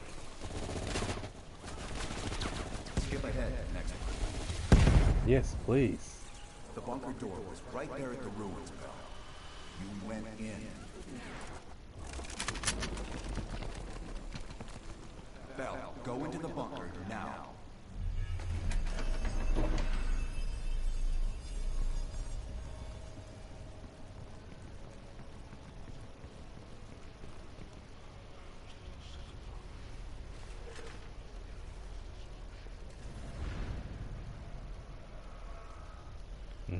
You're the only one who knows where Perseus is. We're to detonate the nukes. Where is he, Bell? Comrades, the United States and its allies slowly consume that which is dear to us. Our leaders continue to weaken under this threat. It is the moral duty of Perseus to act when they will not. Soon we will possess an American nuclear bomb. The key to unlocking their entire green light arsenal. Once we control the green light arsenal, we will detonate them all from the safety of Solovetsky.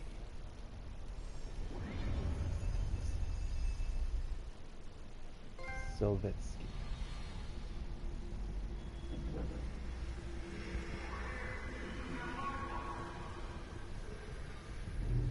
Gotta admit, I'm surprised.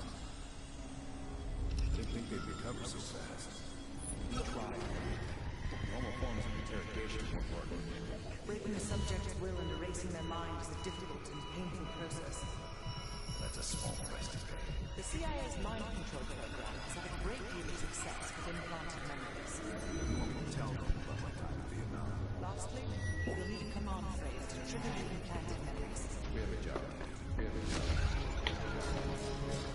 You had to reach the Soviet bunker. It appears the subjective program is beginning to take hold. You've got a job to do. We've known each other for years. Fought together, bled together, been through the hell of Vietnam together. We got a job to do. So now the training is complete. You just need to give the subject a name. Bell. Oh, Adler, you backstabbing son of a gun.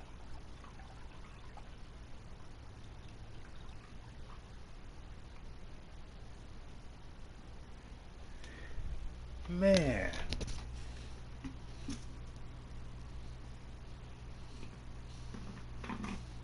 I remember growing up as a kid, I thought stuff like mind control, hypnosis was all just like make-believe stuff you'd only see in works of fiction. Did not know it was something that actually works in real life, just not exactly as you see it on TV. If anything, the process of it sounds a lot more definitely a lot more complicated in real life than it is in fiction.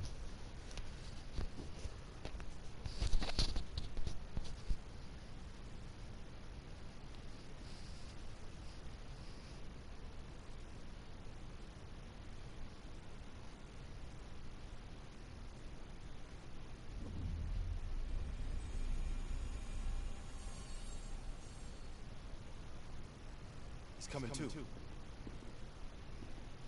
Bell, no more fucking around. What did Percy say? Where is he?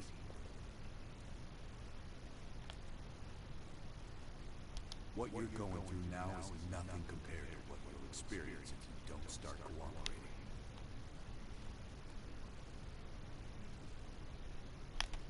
We gave you a second chance when you were shit out of luck. Now, we just want some assistance in return. Bell, you were one of Perseus's agents. His associate, Arash Kardavar, turned on you at the airstrip in Turkey. Left you for dead.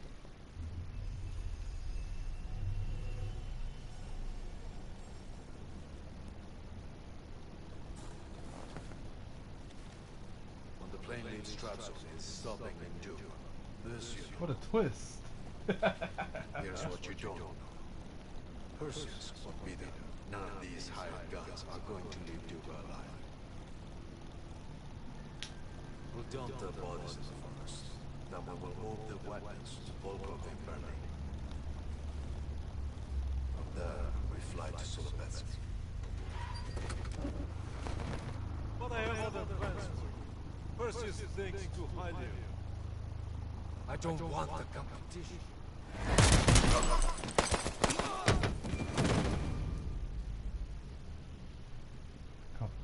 We were there. So it was jealousy. Arash was simply jealous because of apparently how close we were with working with Perseus, and he didn't like that. We found you after everything went down. Yeah, he did say something. We're going back for survivors.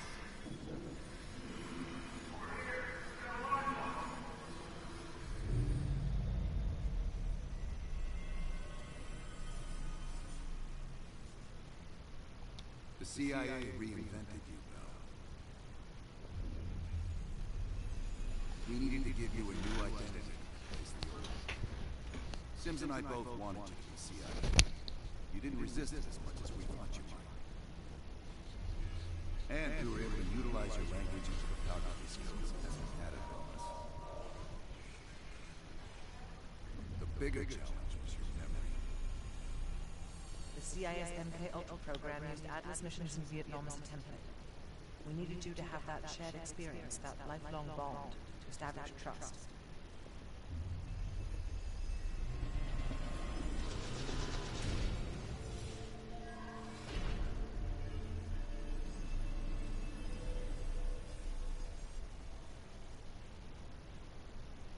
Are your hands clean, Bell?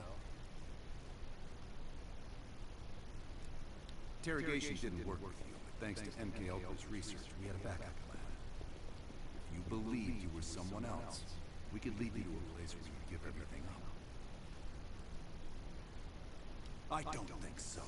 You're still holding back on us, and we are gonna get it out of you. We have a job to do. Now, we've got a job to do. The trigger phrase kept you in line. It didn't get us everything we needed. Your innermost secrets were always locked behind a door.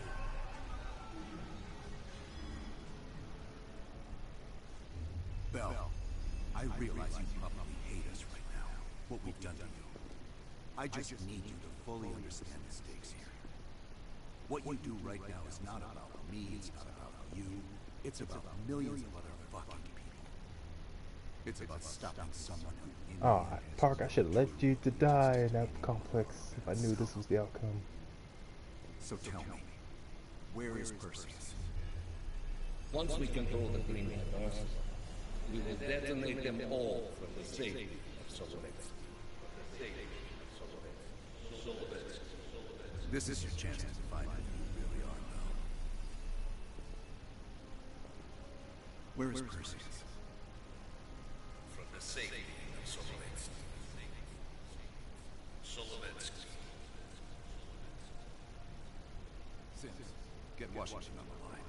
Everyone else gear up. We're leaving now.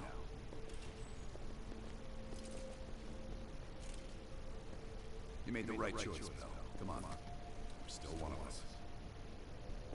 For now.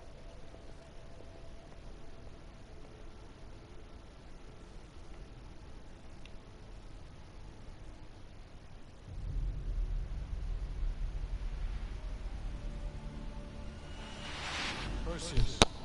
CIA's analysts consider him to be the single largest threat to the free world. You've been given an important task. Protecting our very way of life. Walking L. The United States and its allies slowly. What do you mean by that? Which is dear to us. We are hours away from Perseus detonating nuclear bombs in every major European city. We'll do whatever it takes. Some of us have crossed the line to make sure the line's still there in the morning. No one's gonna brand us heroes or villains. They don't know us. As for me, I've been chasing this ghost for 13 years.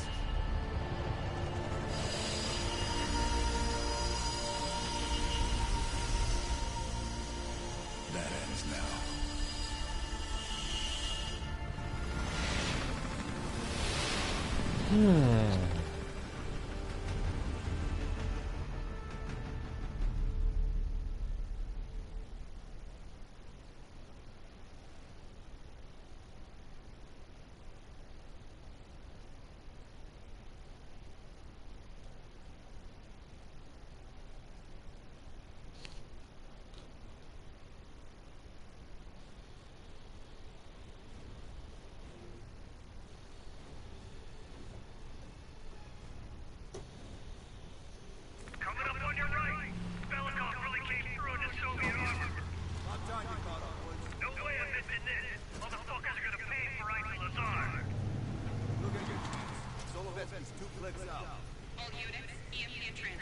Starfish inbound, 400 knots. When that baby hits, we'll have 12 minutes max before the radio towers come back online. Our job is to knock out the AA guns and give our warbirds a clean shot. Let's take Perseus off the air.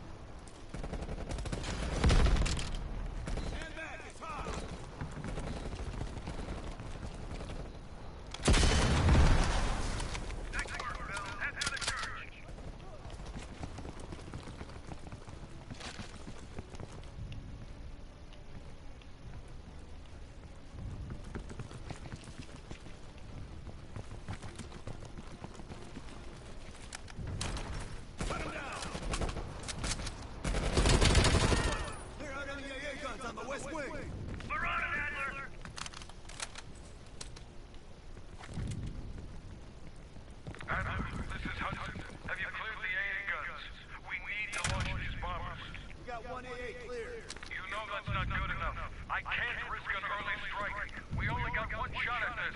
You don't think I know that? Just be ready to launch when I tell you, Hudson.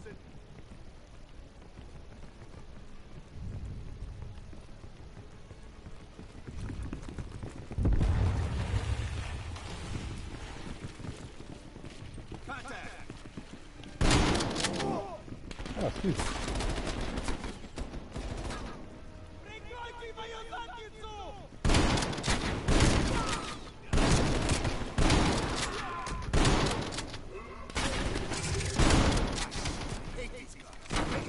Yeah, me too.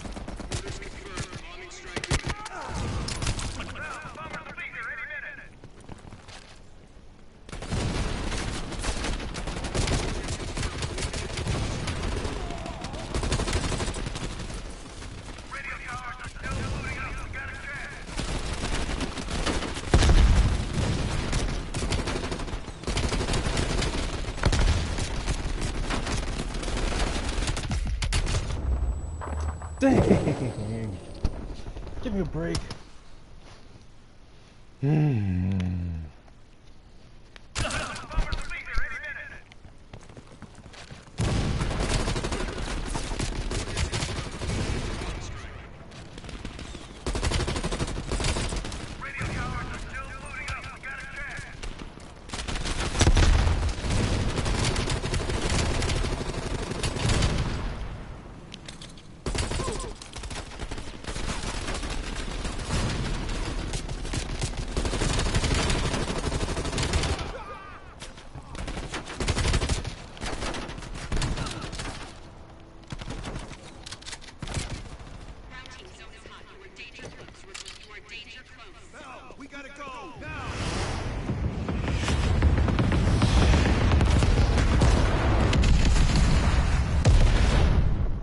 Yeah, just stand there and keep watching. Don't bother running, idiot.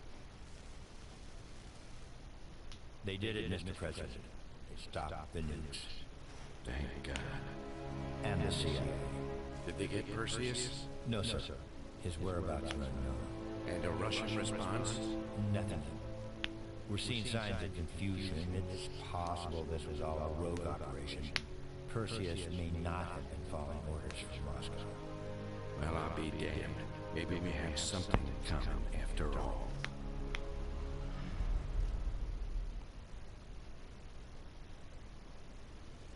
We stopped them. Those towers are history. What's the situation down there? Come in. Woods, have you found them yet? Over here! Give me a hand!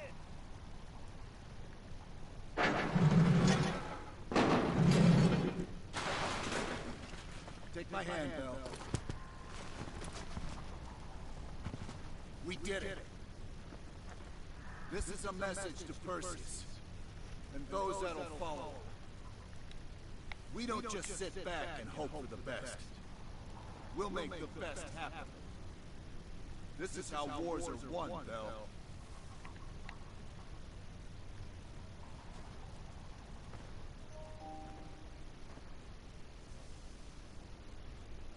Do you have an update on Kasim Javadi? Yeah, after capturing Kasim Javadi, we've convinced him he's better off working for us, rather than against us. The death of Arash Kadivar opens a path for Kasim to take control of their network. He'll give us deeper insight into Soviet activity in the Middle East, and with our resources behind him, we should be able to influence regional affairs for years to come.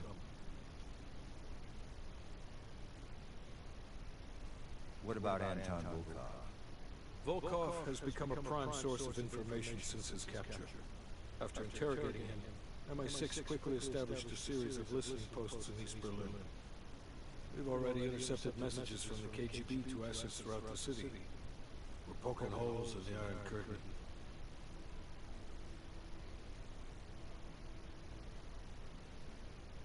How did the cleanup in Nevada go? We were able to recover Adrian Azoulay's body from the compound in Cuba. President Reagan personally reached out to his family and his casket's in transit to Tel Aviv. As you know, Helen Park returned to London. She'll continue to recover from her injuries there. Afterwards, MI6 plans to give her a task force dedicated to finding Perseus. What about the rest of the team? They got off Solovetsky before the Soviets could send in forces to investigate. It'll take some time to heal up, then it's back to work. We may have stopped Perseus, but his raps are still nesting all around us, thanks to the help of one of our own. True. We failed to hunt down Robert Aldrich and his domestic network of spies. We may have to go to more extreme measures, like broad domestic surveillance, which of course we're not authorized to do. Not yet. What about Europe? Not only did we stop a nuclear attack, we managed to take out Major Vadim Rudnik. That should be a significant blow to Perseus' European network. We also flushed one of Rudnik's key assets down the shitter. There's a couple left, and eventually they'll hit the sewer too. Well, you're a wordsmith, Hudson. And Bell.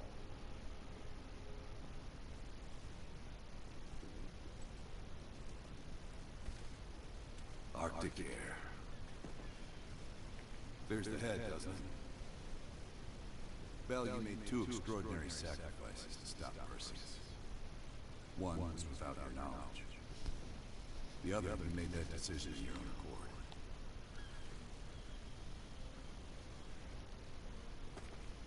I just want you to know this little thing that's happened with you and me. It was always for the greater good. You're a goddamn hero, you know that, kid. Heroes have to make sacrifices. That's why when I ask you for one more, I hope you understand. It was never personal.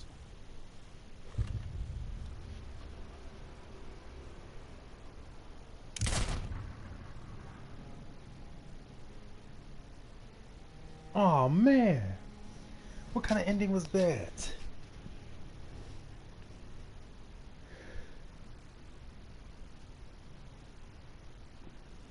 That's some bull crud.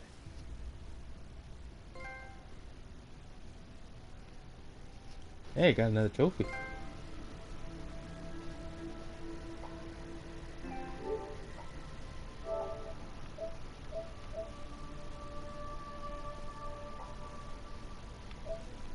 People leaving some weird ass comments on my stream for whatever reason.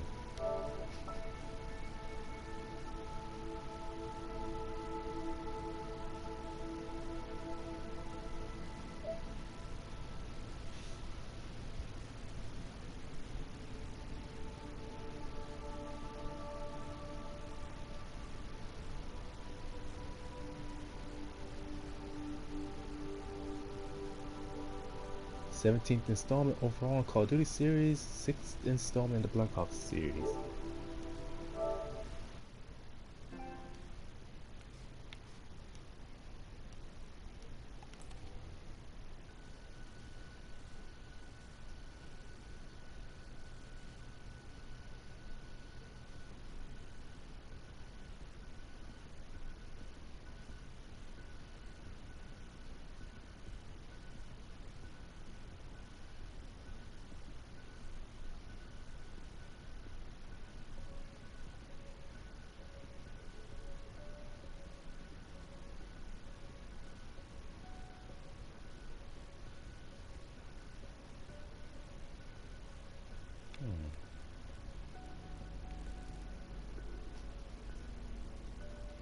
Can't help but think of that dang song that I got in my head right now. Final countdown.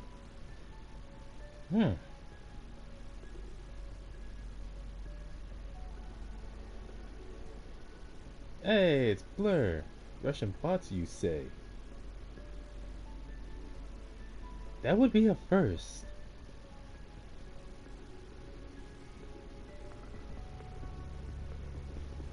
Oh, here it is. Let's see. After rescuing Bell, Adler continues to press them by evoking their memories of Vietnam. Once more. At this point, Bell's true identity is revealed as Agent Perseus, having been shot by Arash in Turkey out of jealousy. I was right. Jealousy. Jackass. Bell was found by Adler and was brainwashed using Project MK Ultra into believing they were his comrade. With Bell's memory returned, Adler interrogates them on the location of Perseus' headquarters. Bell can either choose to remain loyal to Perseus and lie to Adler, or choose to betray Perseus and reveal his location.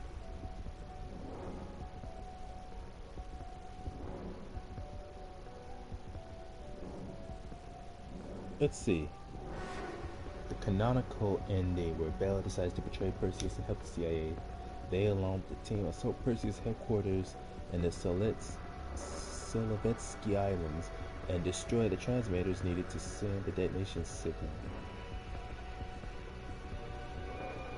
With the failure of Operation Greenlight, Perseus goes into hiding, though Adler swears to continue pursuing him and dismantling his spy network. Later, Adler takes Bell out for a private conversation, assuring them that the choice to turn against Perseus was of their own free will and that they are a hero.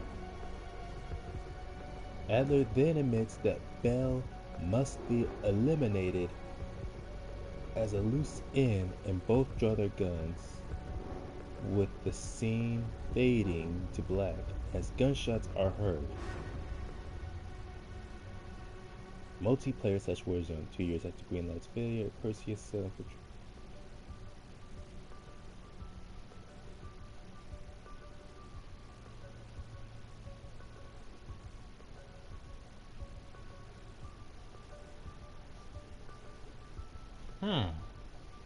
Where was I? Infiltrates mountain complex and successfully hijacks a nuclear ICBM during military exercise.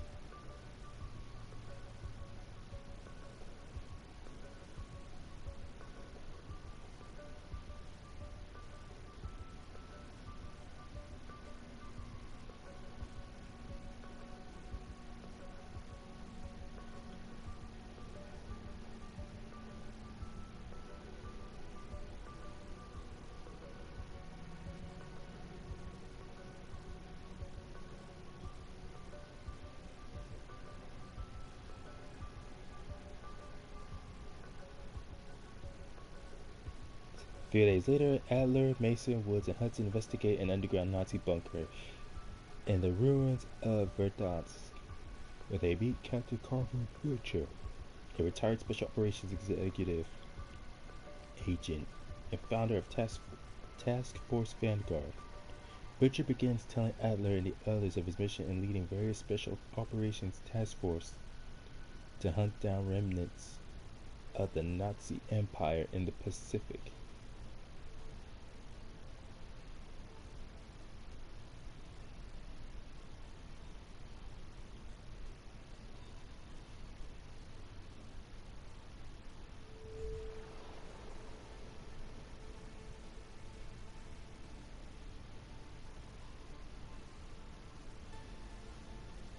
So that's it?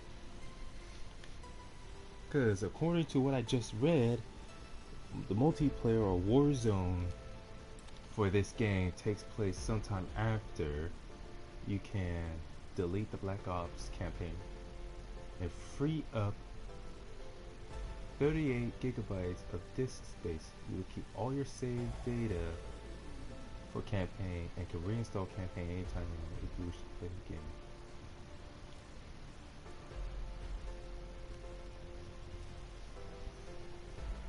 So I can free up space, and I have to reinstall every time?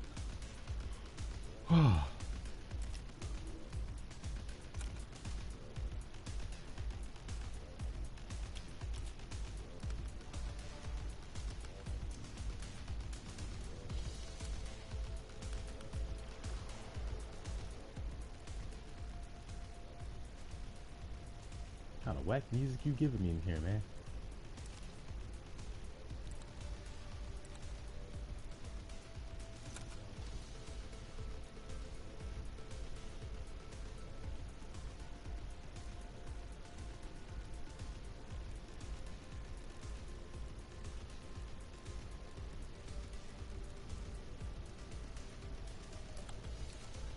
So I go through all that trouble for them just to be killed.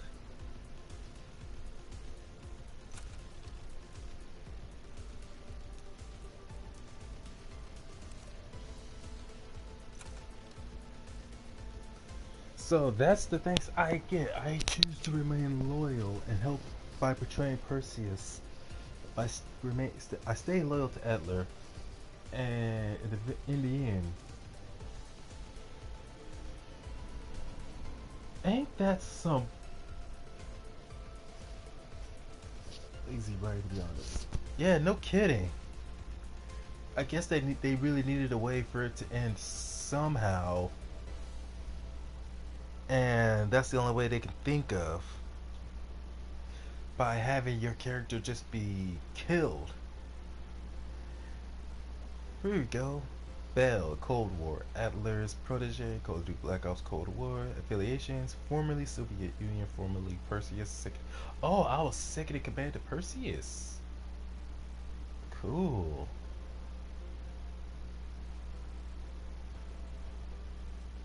Let's see, gender, player determined, status unknown, cannons, alive/KIA. Rank, pages.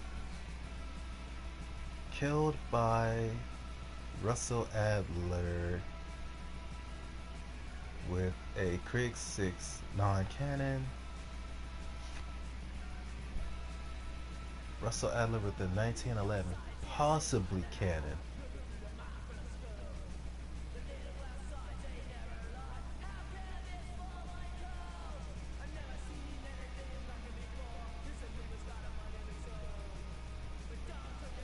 Bell's a codename for they act as the main protagonist and player character.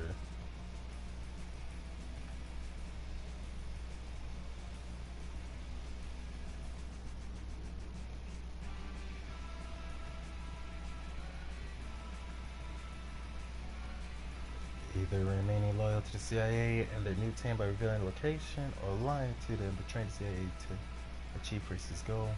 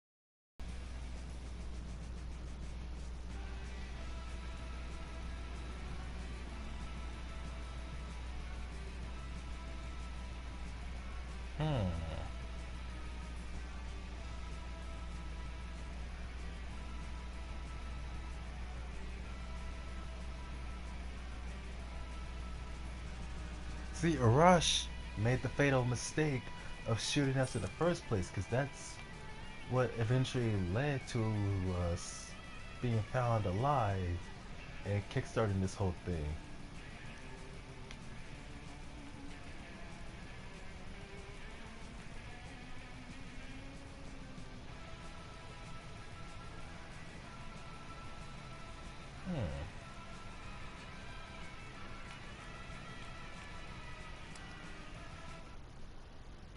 Okay, this kind of reminds me of playing Infinite Warfare, where the very ending just feels kind of lackluster. I understand there are games where you, the main protagonist, ends up dying in the end. But man, there was other games I played where they did that so much better, making your death either confirmed or anonymous. Like God of War 3, where Kratos' supposed death after stabbing himself with the blade of Olympus and releasing the power of hope into the world was made anonymous until obviously eventually the Norse era, where we know for a fact he survived. But we had no way of really knowing back then. Whereas with what was another game which character did in fact die?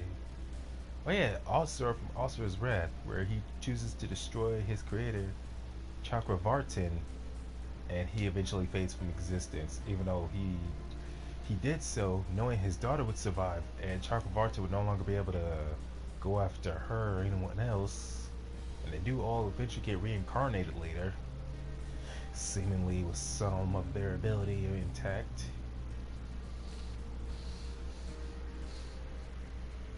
I remember in Infinite Warfare, your character is confirmed to have died. So but definitely the way they handled that mission, where everyone just dies in the end, or everyone except for one person on your entire squad, all the way on Mars.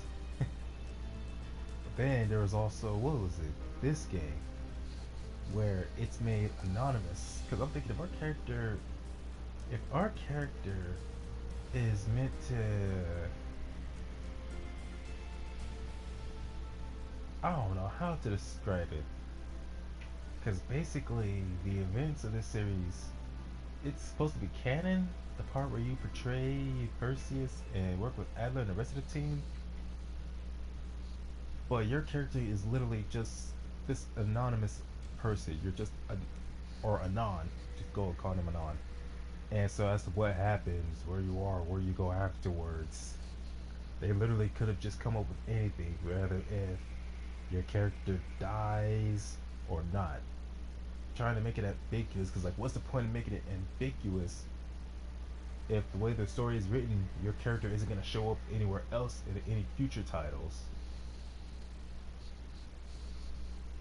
Because what are the odds where they make another Call of Duty game, rather if it's in the Black Ops series, rather if it's in the Black Ops series, at some point, your character, Bell, shows up alive and well again. Is Adler and the others going to show up? Is anything like that going to happen? That's why, honestly, when it comes to these recurring storylines in the Call of Duty series, I don't really care much for it. I'm more so interested mainly in the gameplay. The gameplay is my main concern first and foremost with any game. But as far as story, if the story is interesting in any way engaging, then I can go with that. The problem is that like this story is engaging at first until you find out that your character is under some kind of hypnosis, mind control or something. Which does present an interesting scenario. Do you go back to your old team knowing that you've been brainwashed? Or do you betray your old team and stick with the new team, even though the new team you're part of forced you to join them? So basically, you betray Adler and go back to Perseus, which leads to all kinds of crazy shit happening. Or you betray Perseus and stick with Adler's team. But in the end, you're still counted as a loose end. You haven't actually earned the team's trust in the end. Which also explains why Hudson didn't want you on any of the major operations. So it's really a lose-lose situation.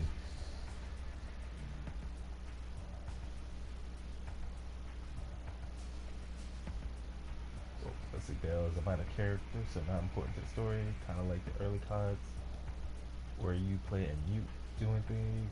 COD 2 and COD 1, although they had a background intro in the beginnings, so never mind on that.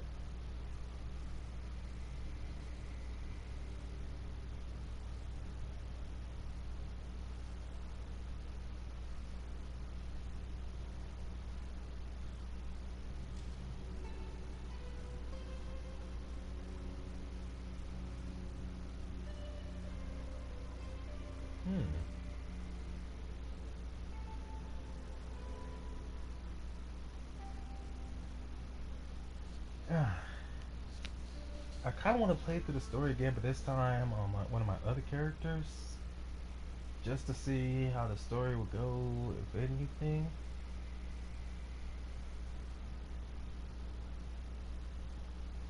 But at the same time,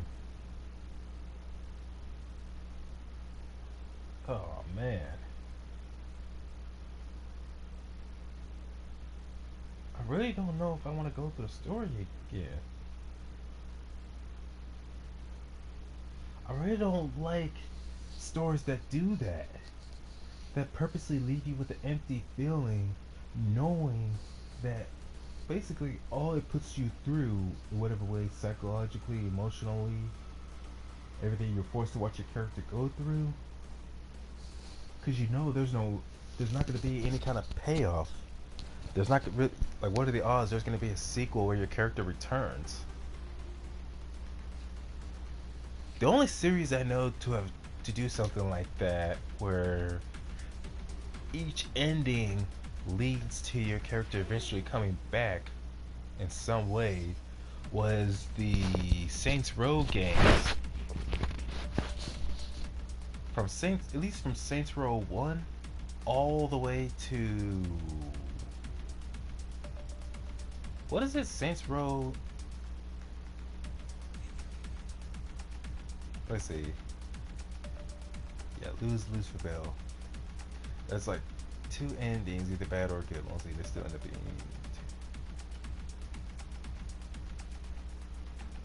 Yeah, like it's literally one of those things where only the final choice of helping Perseus or helping Adler has an immediate effect on your character's outcome, whereas everything else is literally just extra stuff.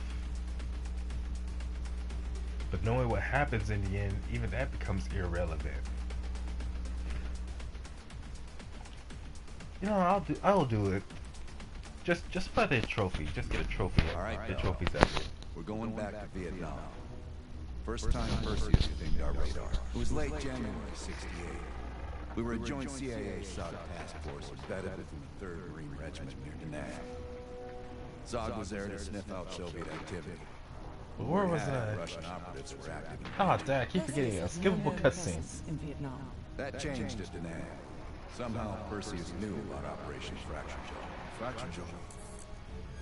That one showed me sideways. Where was I? Launched out of Camp Pass. Yeah, I'll never forget that shit. Just gonna go do this again. Good.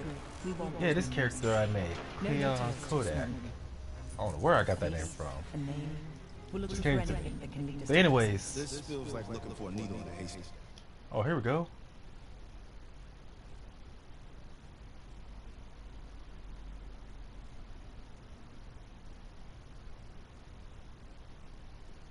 I'm kind of wondering what Dimitri was talking about too, Blair. Maybe they were trying to leave some kind of subliminal message. Maybe they're trying to warn us.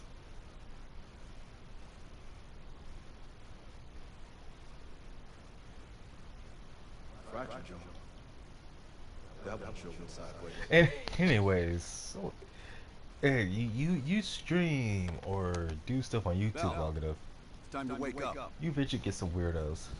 It's break time. Hey, what you kick me for, man? Now where was I? Oh yeah, the Saints Row games.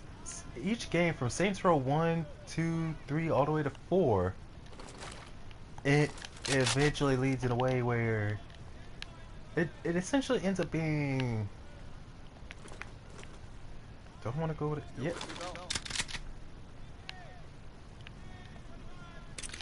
Yeah, man, I just need to get my stuff together.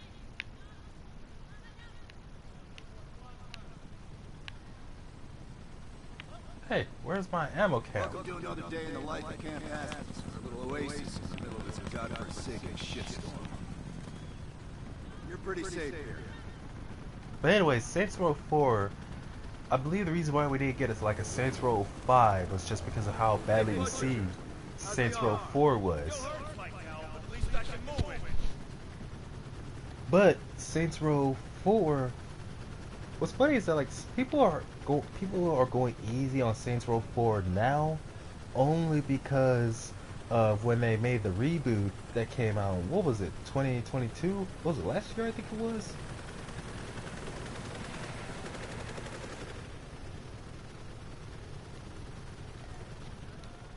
Yeah, I think it was last year. Yup. That's why I wanted all up here. Belt, you're with Sims. Usually bring out the best in each other. Anyways, people don't hate Saints Row 4 as much now, only because a much worse game after that, the reboot Saints Row 2022, people hated that so much. So it's our job to secure the asset and get the fuck out. Relax, we got fast flyers providing combat air support for this mission. It'll be a walk in the park. Yeah, for me, my favorite in the series, because I didn't play Saints Row 1, but I did play 2, 3, and 4. 2 is fun, but it does, in fact, have a lot of similarities to games like the Grand Theft Auto games. At least as far as gameplay and control, and how the missions escalate over time. 3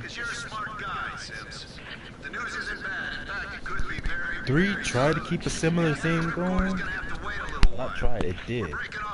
It's just that with 3, it started embracing a bit more of the wackiness, the craziness that Saints Row was starting to become more associated with. 4 was when they really went off the deep end. Our source is right. We could be looking at an intel gold Hey, listen to this. Lizzo-sized woman sues Lizzo for fat shaming. So let me get this straight. A fat woman is suing another fat woman for fat shaming. RPG! Look, dude, light him up.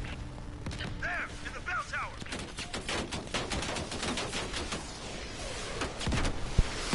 Man, society just cannot stop being weird. I don't mean weird in a fun way.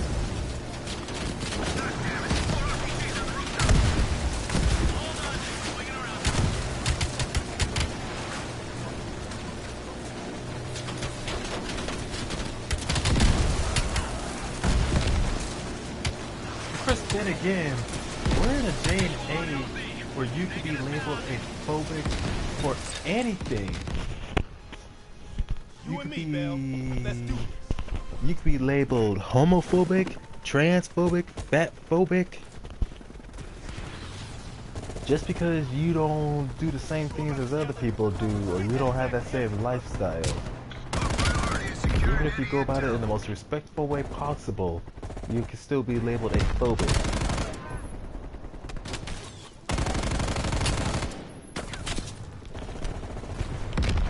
In fact, there are people who will literally call you a phobic. You could be labeled fat phobic just for exercising, dieting, living a healthy lifestyle.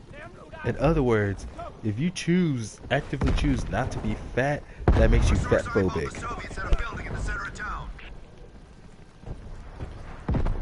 Let's go, pal. You're on point.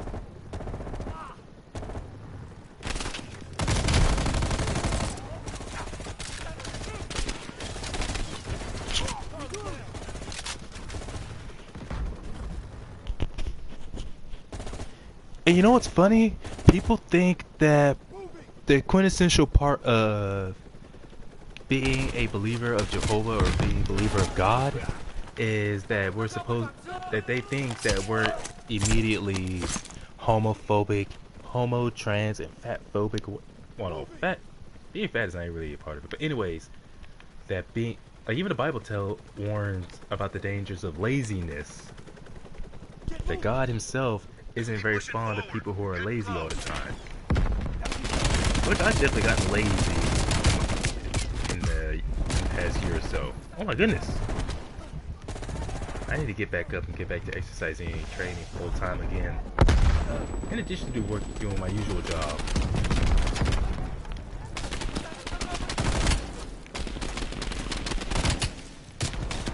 But where was I? Oh yeah, literally, the Bible tells you the importance of learning to make peace even with your enemies, even those who actively do things that you like. Okay, I cannot talk and concentrate at the same time. Basically, for people who actually read the Bible would understand that the Bible tells you essentially the same thing: live and let live. Like, even if you're living amongst people who are doing things that you know to be a sin or you know to be wrong, even God tells us to learn to forgive our enemies and don't hate them. And how he warns us that even though we may live among them, that doesn't mean we have to live like them.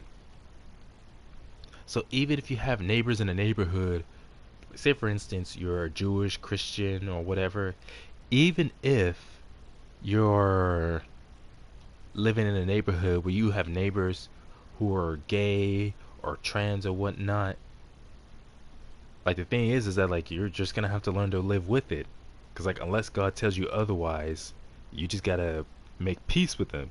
Make peace with the fact that you're living amongst these people, but that doesn't mean you have to live like them.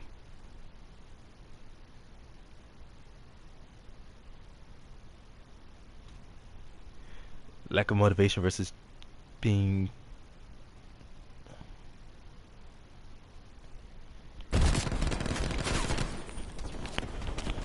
that is true. I know for me it is laziness, just what it is that's causing that laziness. Hey, who told you to shoot at me? Keep your heads down. We got this. Man, how did you should know better than to get up close and personal with the man with the shotgun. Are you stupid or something?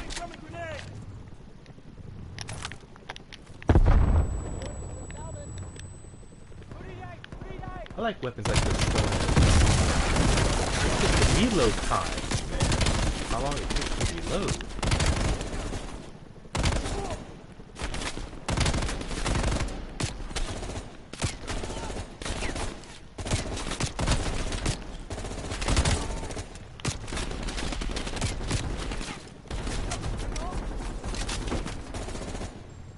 Switching spots.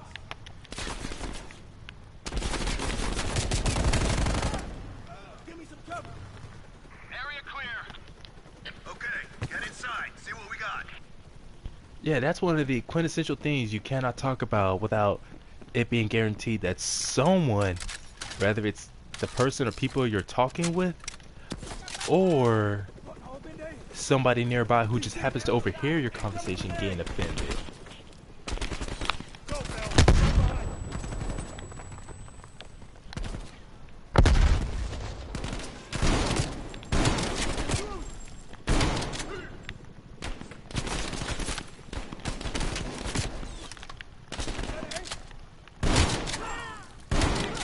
But one thing I learned is that a lot of the things we get offended by because we actively choose to be offended. Whoa, that was weird.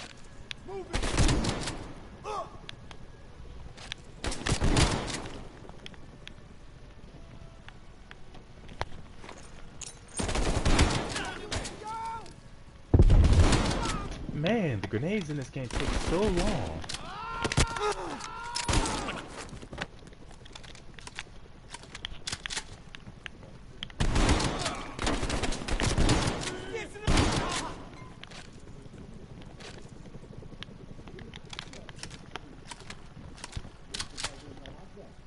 It's like looking for a needle in a haystack. You hear that? It's on you, Bell. Open the door. But anyways, the kind of things you can't talk about without people getting, at least someone being very sensitive about it, is religion, sexuality, race, politics, and sports. Bell, grab that comms log. Let's see who the fuck they've been talking to.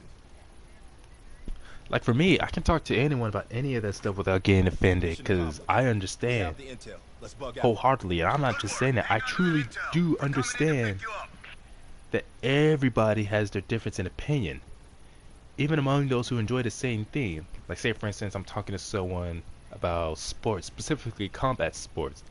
Even more specific, talking about kickboxing. We can still have our difference in opinion. Like, one person believes that if you compete in kickboxing, you're better off fighting in a more defensive manner. I say, I disagree. I believe being more aggressive is much better. Or even talking about martial arts. I really enjoy grappling a lot, but someone might decide, hey, grappling doesn't work well for me. I'm better off just doing all striking. So simple things like that. Things like that can be where a majority of it you agree, but then there's that one tiny thing, that one insignificant detail you disagree on. But people will still choose to be offended. So again, what does or doesn't offend you depends on what you choose to let bother you. And I really don't let too much bother me. And at the same time, I understand if it's getting to a point where it is bothering me, depending on the person, because some people you can let them know, but they will want to escalate and continue starting stuff, or they could be a cool person, someone who understands, and they'll stop or change the subject or whatever. I just dislike the Joel Osteens and hypocritical people that use the Bible as a means to judge others and other religions, even other sects of the same faith system. I am at best agnostic. Yeah, there is a lot of people who do that. And what's ironic, like for me, I don't do that. I don't get into arguments with people and try to say, oh, I have God and Jesus on my side, so I'm right. Because it's like, for me, it's like, why do I need to tell them that? If I myself know already that God is on my side, that Jesus is on my side, well, it's not going to make a much difference if I go telling other people. Because odds are they're not going to care. And it's not that such a thing like that is irrelevant to me. It's just that I understand bringing it up in that situation where no one asked isn't going to do me any good. That's like if I got into an argument with someone about, like, what if, like, say for instance, I go to work and they say, oh, Jason, you didn't clock in at this time or that time. And I start spewing some nonsense saying, oh, I know I'm right because I have God and Jesus on my side, so you are wrong by all means. Like, something like that would not make any sense.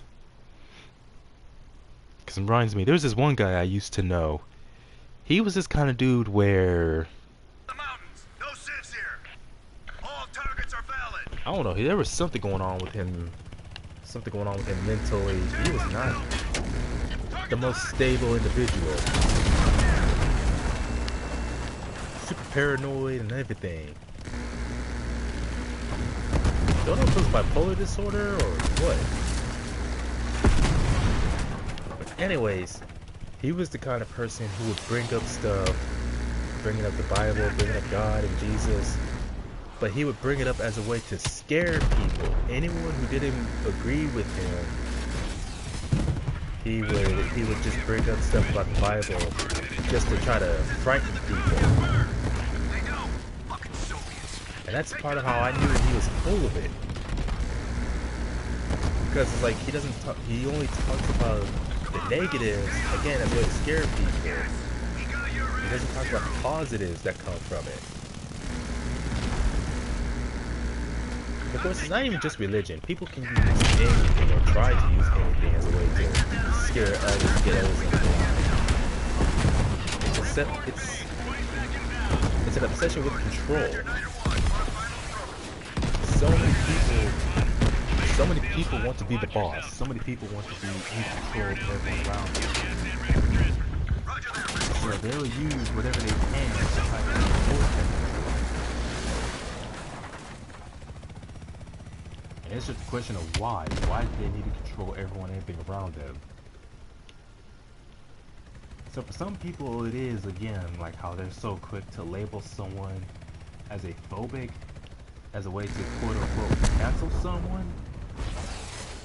Honestly, that, to me, that whole thing about this whole cancel culture is annoying. As some people pointed out, cancel culture can only really work if the person that's trying to cancel actually gives a damn.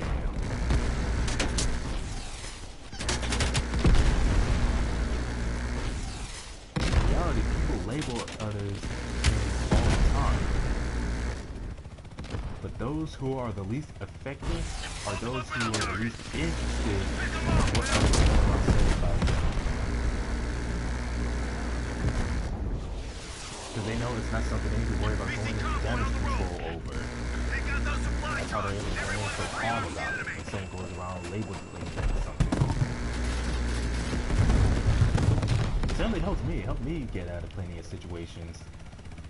But all I had to do was just keep calm and understand that this person or those people are just being petty, trying to falsely accuse me of something that I didn't do. You need to push back the VC reinforcements before we're overrun.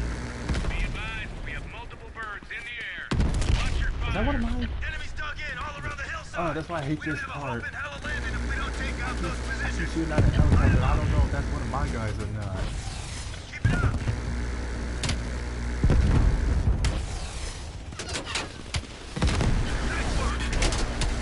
Yeah, like I said, there's things where after you finish this part of the mission. Hey, are you one of my guys? Yeah.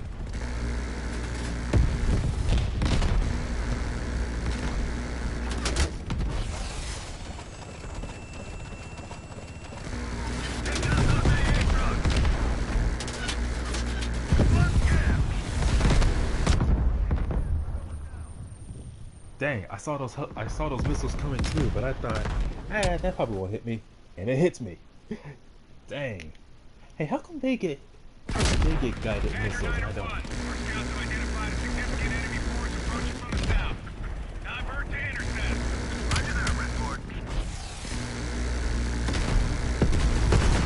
There's certain perks that give the enemies in the game that you as a player don't get.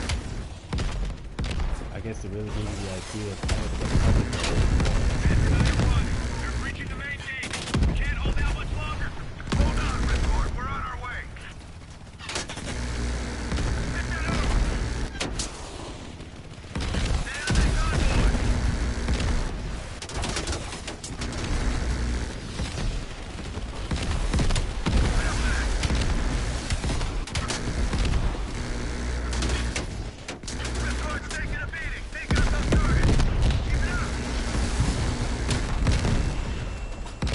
Goodness, my aim was awful. Badger 901, you are clear to land.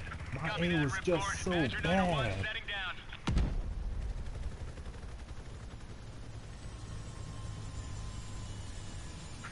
The base is still hot, so watch Because yourself. historically, Soviet equipment would be used in You Adler? Mac yeah, that makes sense. Yeah, just hurry the fuck up. I like that guy. I like that player. How that hurt. Imagine that. You and anyone in your helicopter get shot down by a missile, and you just walk out of there so casually, being all like, Godspeed, ow, that hurt. A fucking nuke? Are you fucking kidding me, Adler?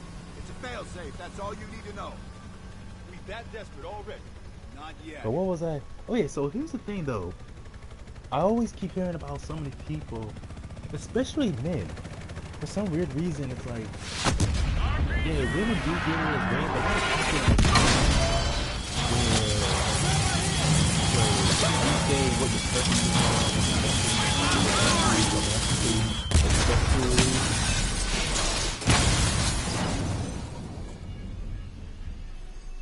like, yeah, that part I do not understand. Like, why? Like, of all the ways to transport a nuke, I don't think a helicopter would be a good idea because it's an even bigger target compared to transporting it. Like seriously, we just went down, and yet somehow that nuke is still intact.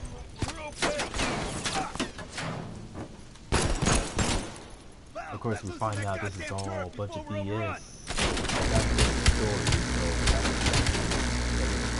anyway, part of what leads some people to be quick to label you as a certain type of phobic often depends on what preferences you say you have. Like you say you won't date a fat person, or you're not gay, so you won't go out with someone of the same gender. Or you're into people specifically who are biologically male or female, so you won't date a trans person.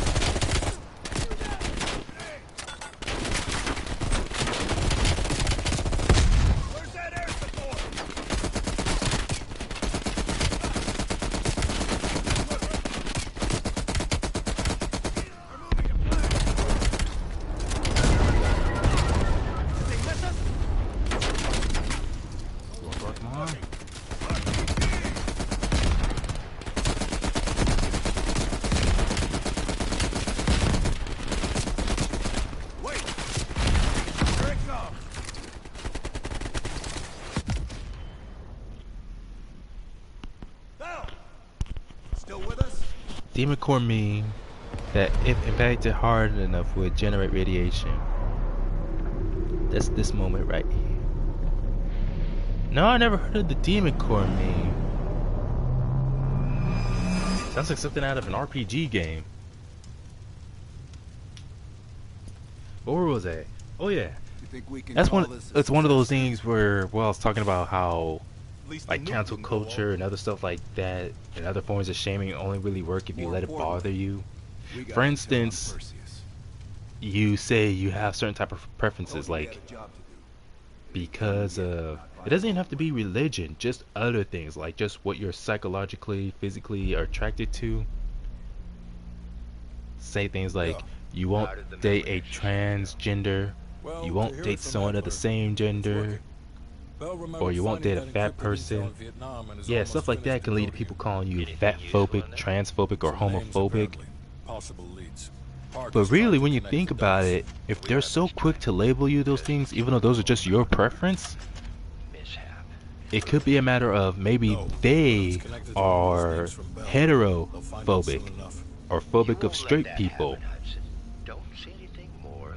Or maybe they're like a trans person or someone who's phobic of people who are not trans. What would that be? Non-transphobic? Or reverse transphobic? Like a trans person being phobic of people who are comfortable with their gender and don't try to like change it or whatever. And a fat person possibly being slim phobic. Like maybe they're a fat person who has a phobia of slimmer individuals. One in particular stands out. Anton. Because I remember some others brought up that idea. Because like, for every concept that exists, the opposite. There's also the opposite, that there's no reason why that technically can't exist. Oh, excuse me. Like for instance, where there is light, there is darkness. Where there is good, there is evil. Where there is right, there is wrong. A lot of social, yeah, a lot of social issues and such. That's really what it is. And again, those issues, how big of an issue they are, really do depend, or on a person-to-person basis. How much it bothers you or it affects you depends on how much you let it get to you.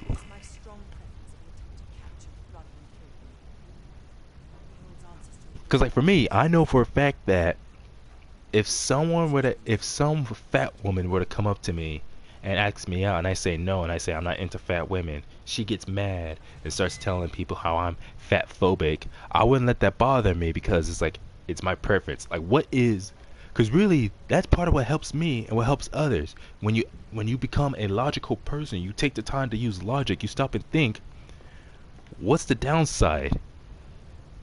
Because there's other people out there who share, maybe not all of, but a lot of the same ideas, opinions, and mindset as you.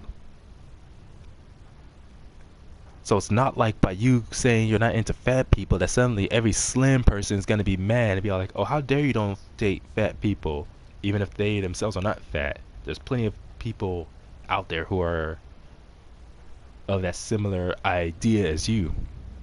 Or say, for instance, you're not gay, so you won't date another man or date another woman, whatever your gender is. What are they gonna do?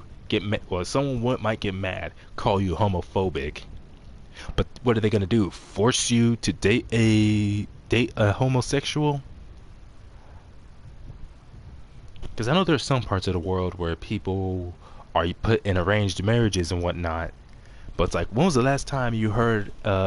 When was the last time? I can't remember. No, I never heard of an arranged marriage being between two people of the same gender. Usually, every time I heard of an arranged marriage, it was always people of the opposite gender, one man and one woman. It's compounding on top of other stuff. It does get overwhelming. Yeah, that's part of what makes life difficult. Is just how overwhelming it all gets. That's why sometimes you just gotta handle it one thing at a time. And other times you gotta understand, is this something you even need to be worried about? Because like I've heard so many times of people getting mad at someone for not dating a transgender, because they say they want someone, because they say they want someone who isn't like pretending or thinking they're female, but someone who is by all means biologically female. Which is weird because then when you get into that, people be all like, oh, what's a biological female? What's a biological male? Which is weird. When you talk about biology, you could talk about what makes someone a biological male for the most part, and most people probably won't get upset. But then you talk about women and what makes a woman a biological female. If you're not a woman yourself, or if you're not a doctor, people will get mad at you. They'll say, well, you're not a doctor, so you don't know what makes a woman a biological female. And even then, if you're a man talking about this stuff, even if you are a certified doctor, they'll still get mad because you're not a female. So people believe that you have to be a certain gender or a certain ethnicity. You got to be like, whatever subject you're talking about, you got to be that kind of person who does that thing to be allowed to even discuss it. Otherwise, in their mind, you can't even have an opinion.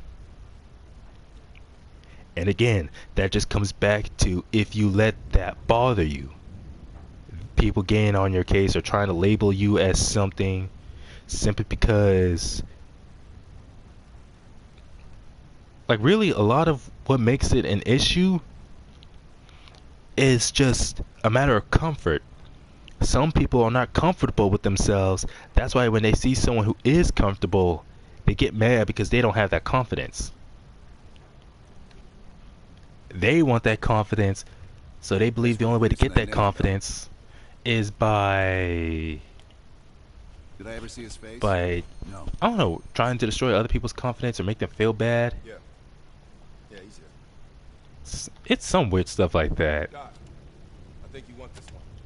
Like, it's not easy.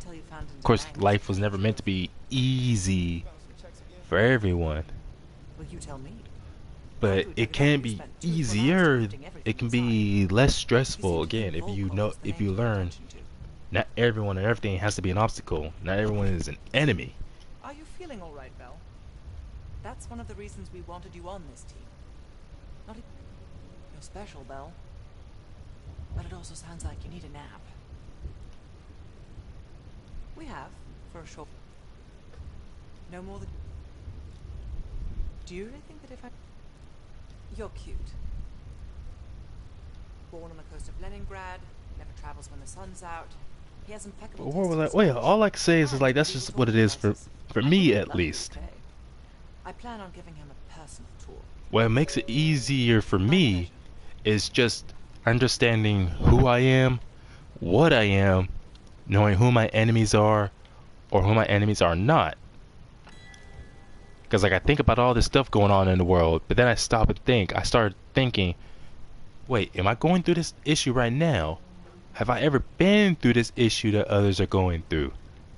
If not, then I'm just going to calm down, relax, and just not complain. Because again, because some people try to accuse you of being arrogant or full of yourself. For me, it's like, I know I'm not arrogant. I'm just confident. I'm confident enough to say, even on a public platform like YouTube, because for me, I don't care about monetization, so I don't worry about getting demonetized, and I don't plan on making it big as a YouTuber. I just do this on the side for fun. So I'm confident enough to say that I am a Jewish black man who is 100% heterosexual. In other words, I have no interest in dating, let alone marrying another man, a transgender woman, and I don't hate fat people, but I'm not really attracted to that. I'd rather my woman be at least of average build, average, maybe athletic, something like that. So what's the next mission? Yeah, evidence board site missions, whatnot. So listen up. Yeah, shut up, Sims. Still need to collect more evidence, though, for that one.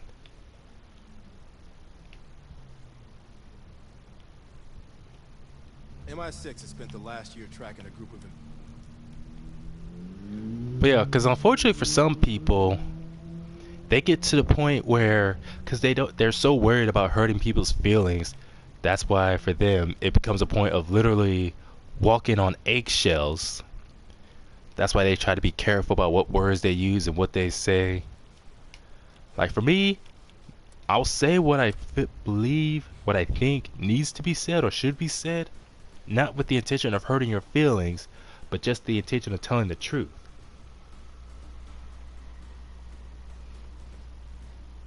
It's a lot of things. Some of it is that, some of it is just pressures and projection and misplaced anger, outrage, and such.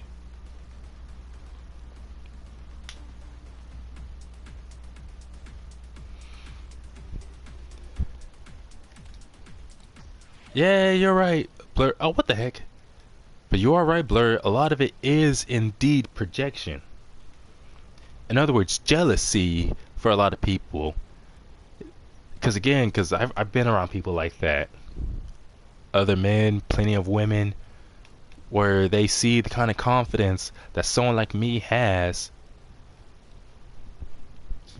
Excuse me. They don't like that I have more confidence than them in some way. So they try to take it by shaming people like me.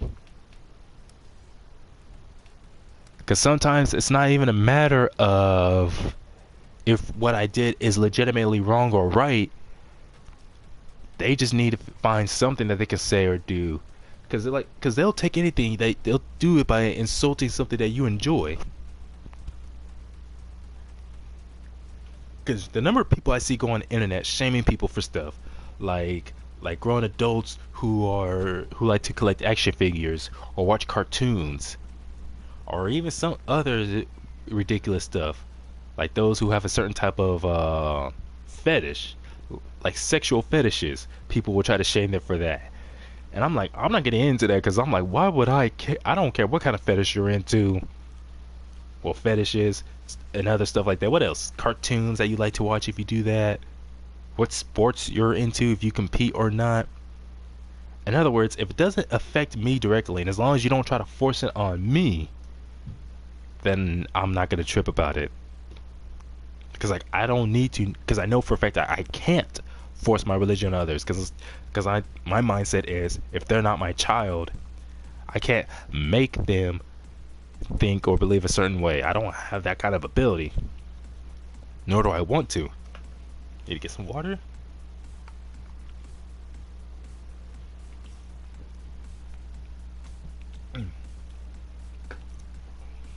But like I said, I can talk to people about what things I am into or not into.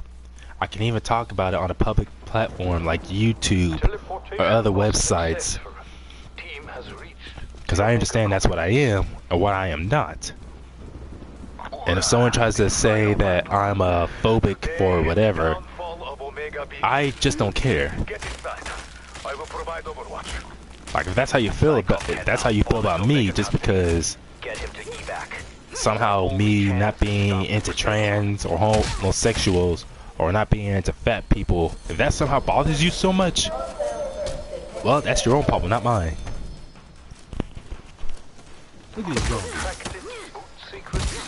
Just how lazy have you become, Dr. Yeah, fist fighting zombies.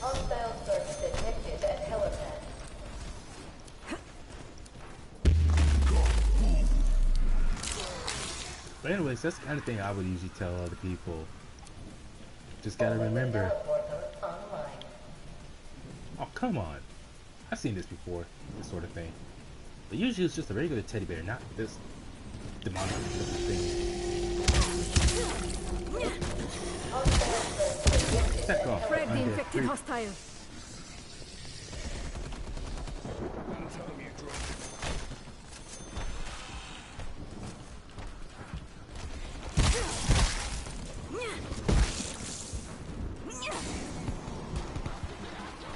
I think overall that's just all I can really think of. Some of it does just come down to confidence. That's what makes some people so quick to starting shit with others.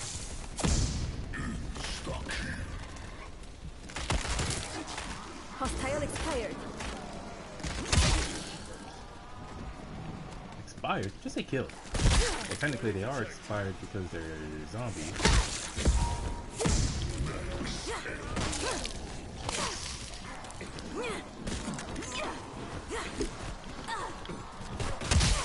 How am I missing somebody?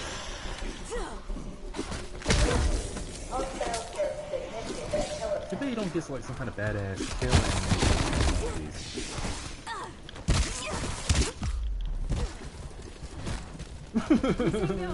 Need a medic.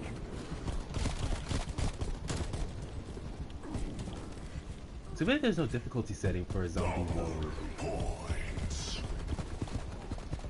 Because if there was, I would put it on easy every time.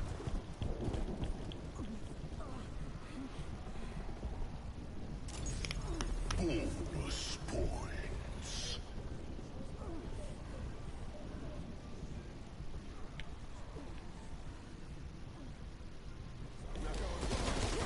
That was too close. Oh, get away from me, you freaks.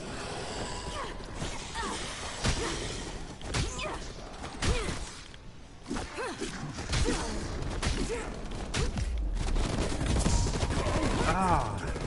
Okay, we're on, what, level 7? I just need to stop playing around and just start shooting.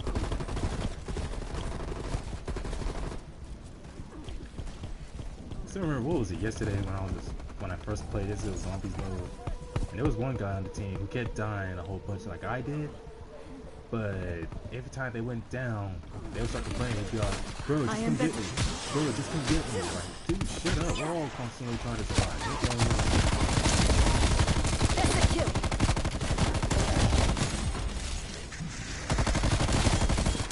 Would have been better if this thing went up to 100 now.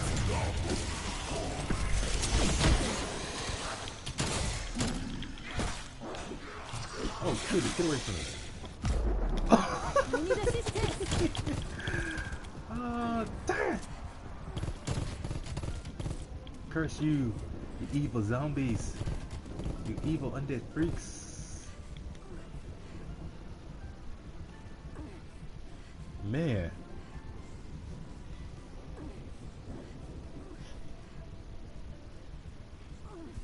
You know, I remember one of the most classic forms of rejection that I could think of that I've seen so often was anytime I would hear about some kid in school constantly bullying another kid, falsely accusing that other kid of being a homosexual, so they will bully them just for that. But then sometime later on, either when they're out of school, high school, or let's see, like sometime. Anyways, it later turns out that that kid who was bullying the other kid, making those accusations of being a homosexual, turns out was a homo themselves. And the only reason why they stopped bullying other people for it is because they finally found the confidence in themselves.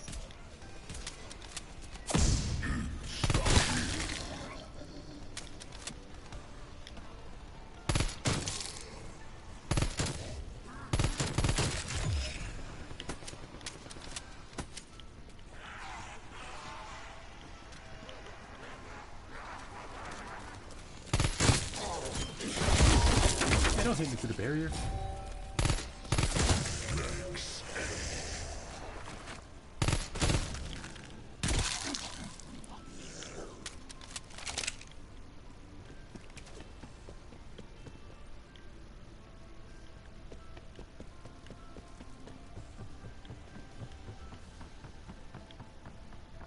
If I remember, there was never anything like this where there was a limited amount of time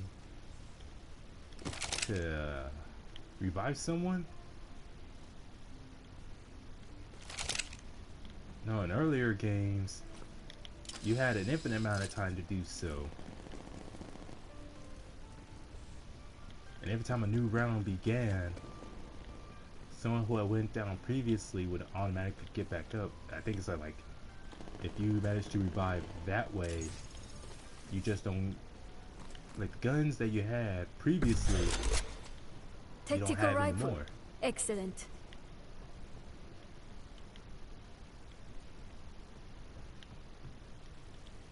If you want to stop Omega, we need Zykov. He may well decide the outcome of the Cold War.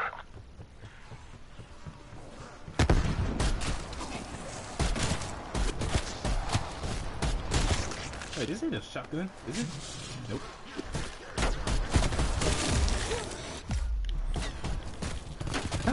Hit. These zombies do too much damage.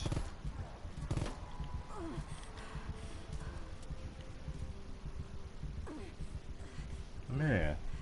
Oh, I was just thinking. I keep going back to this subject. Anyways, talking about the whole projection thing.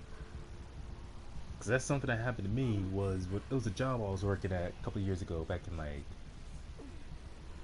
from 2019 to 2021. When I worked in Ukiah at the Conservation Corps, California Conservation Corps, and I am better now. there's this one kid, this 18-year-old. I talked about it on my job before, where it wasn't him, it was someone else who were on my second day of working at that job in the culinary unit. It was another guy who was harassing me constantly. I remember one of my coworkers who later became one of my friends, who was a cool dude. He told me later on how he believed that guy to be a sociopath. And honestly, looking back at how he acted, Requiem, isn't it time to roll over and I wouldn't accept be too defeat like surprised the if he dog was. you are? Zykov and the Forsaken belong to Mother Russia. Because some of his actions did display straight up sociopathic behavior.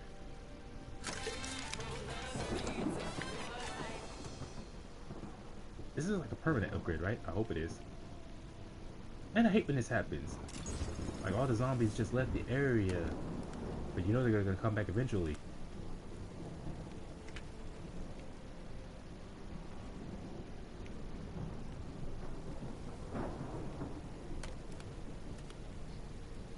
Zykov may help us stop the greater threat, the Forsaken. We cannot allow that thing into our reality.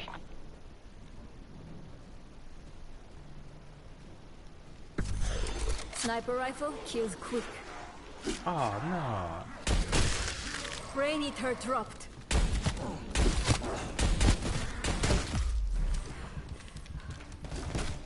Ah dang it, I should've just kept telling him, dog.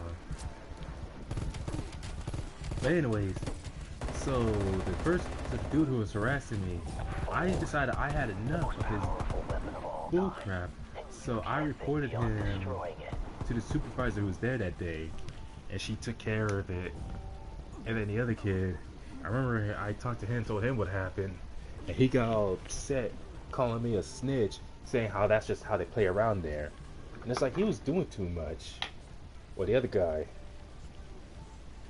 I remember one of the things he did was he straight up got his hands on a blowtorch and fired it just a few inches from my face.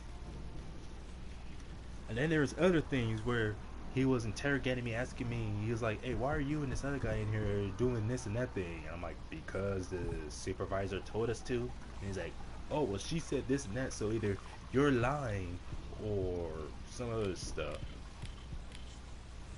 Like, seriously, it was only just my second day of working. This guy was acting crazy. Like, legit, he was just doing too much. That's why I did not feel bad at all when I reported him. I remember when he found out I was gonna report him, he tried to downplay what he did and try to get out of it by being all like, oh, I was just playing with you, dog. And I'm like, I don't know this fool. And he'll be, because that's what they always do. They'll bully you, they'll harass you, do all kinds of things to you. But then, when they realize there's gonna be actual consequences for their actions, then they'll say stupid stuff like how they were quote unquote just playing around, or they were just joking, they were just kidding, just playing. Others, they'll say stuff like how you're just being too sensitive or you can't take a joke. They're dead. And I'm like, you can joke with people without being a freaking maniac.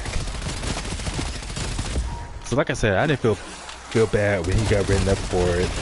He didn't get fired, but like I said, he just got written up. So the other guy, Of course, it was stupid on my end because I ended up telling him, the other guy, where he was constantly asking me about what happened, and so I told him, and he, oh sweet, so he got upset, he got all offended, talking about, so you're just gonna snitch on him? Nah, man, that's just the way we play around here. Honestly, I didn't even care about that at that point. But ever since then, he and a few of the others in the kitchen kept trying to label me as a snitch. So anytime any of them got in trouble for, oh, what the heck? Oh, it must have been another zombie right behind me. I should have been paying attention.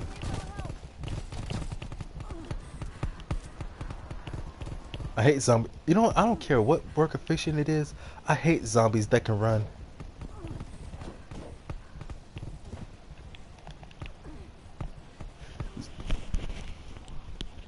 Zombies that can run or sprint after you are the bane of any zombie survivor's existence. Hey, get away from me, freak.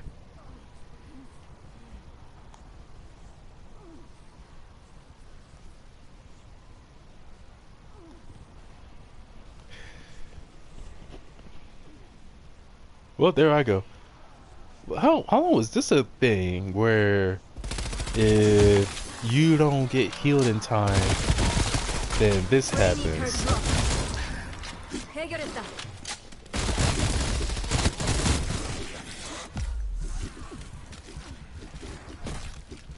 Oh, come on! Instant kill was on.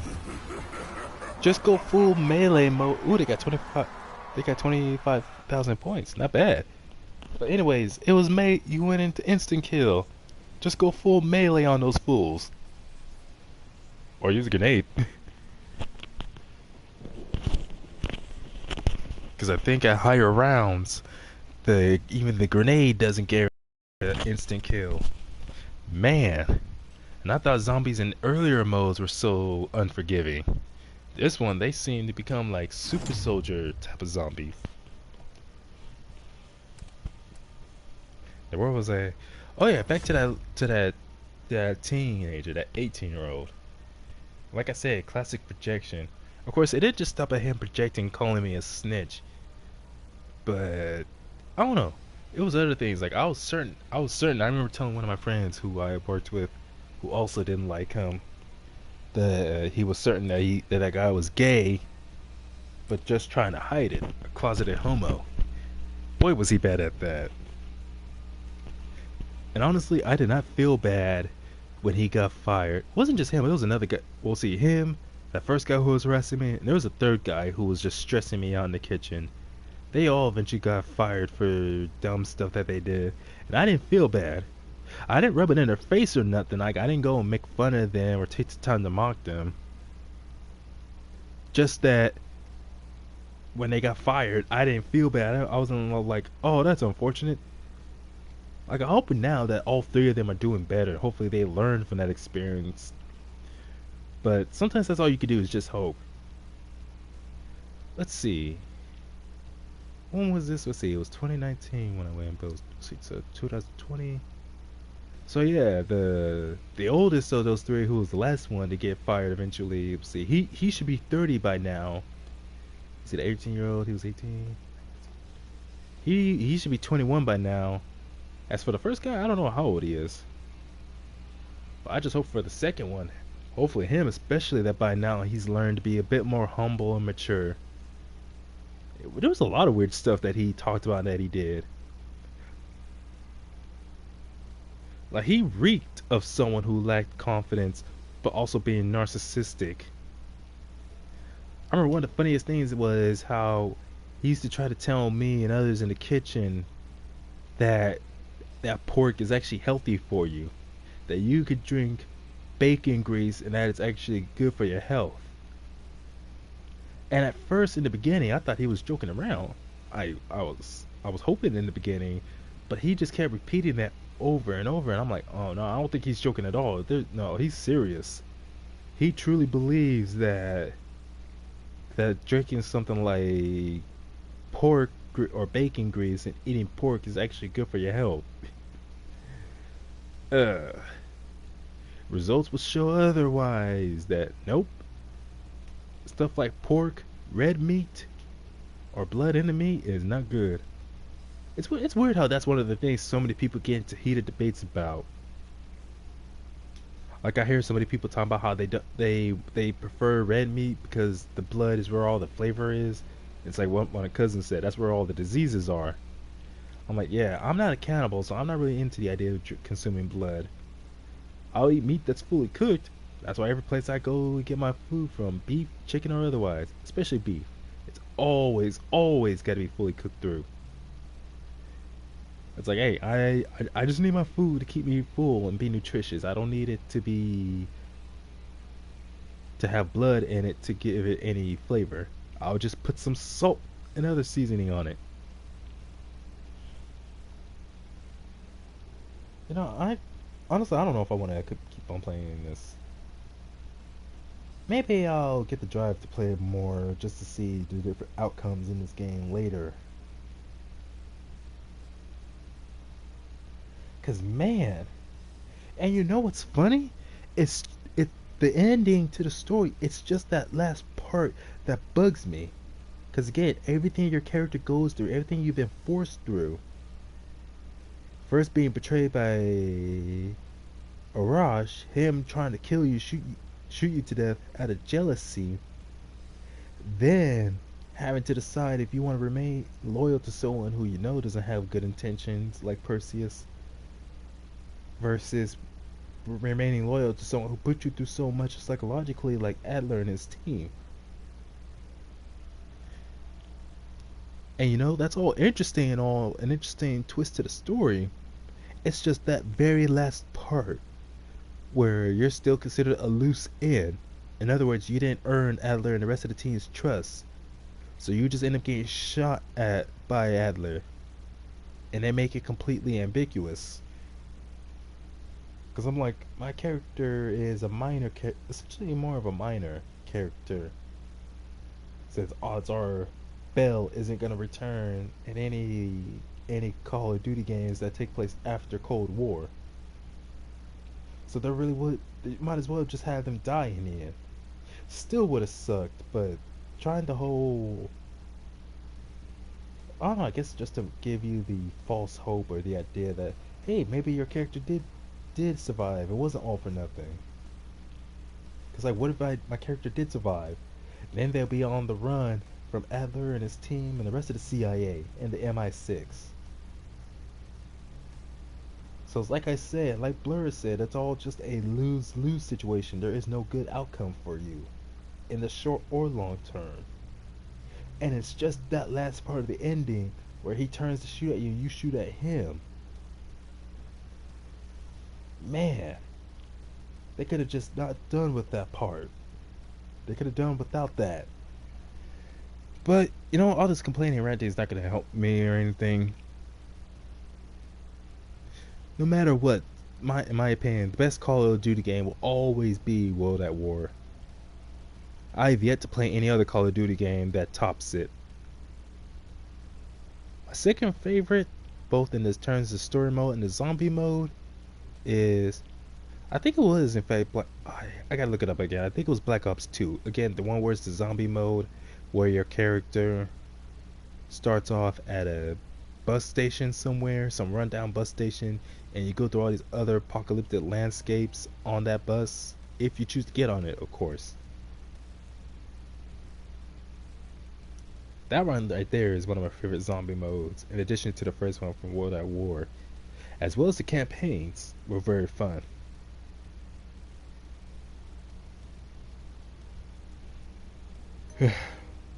Oh well, there's nothing else really to do.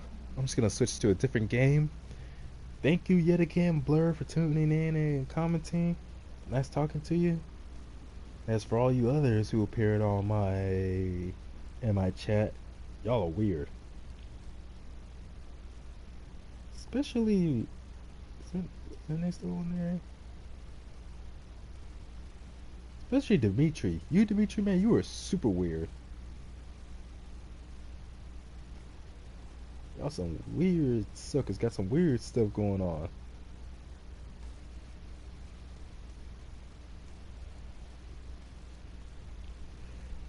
Alright, y'all have a good day. And I will talk to you on another video. Goodbye.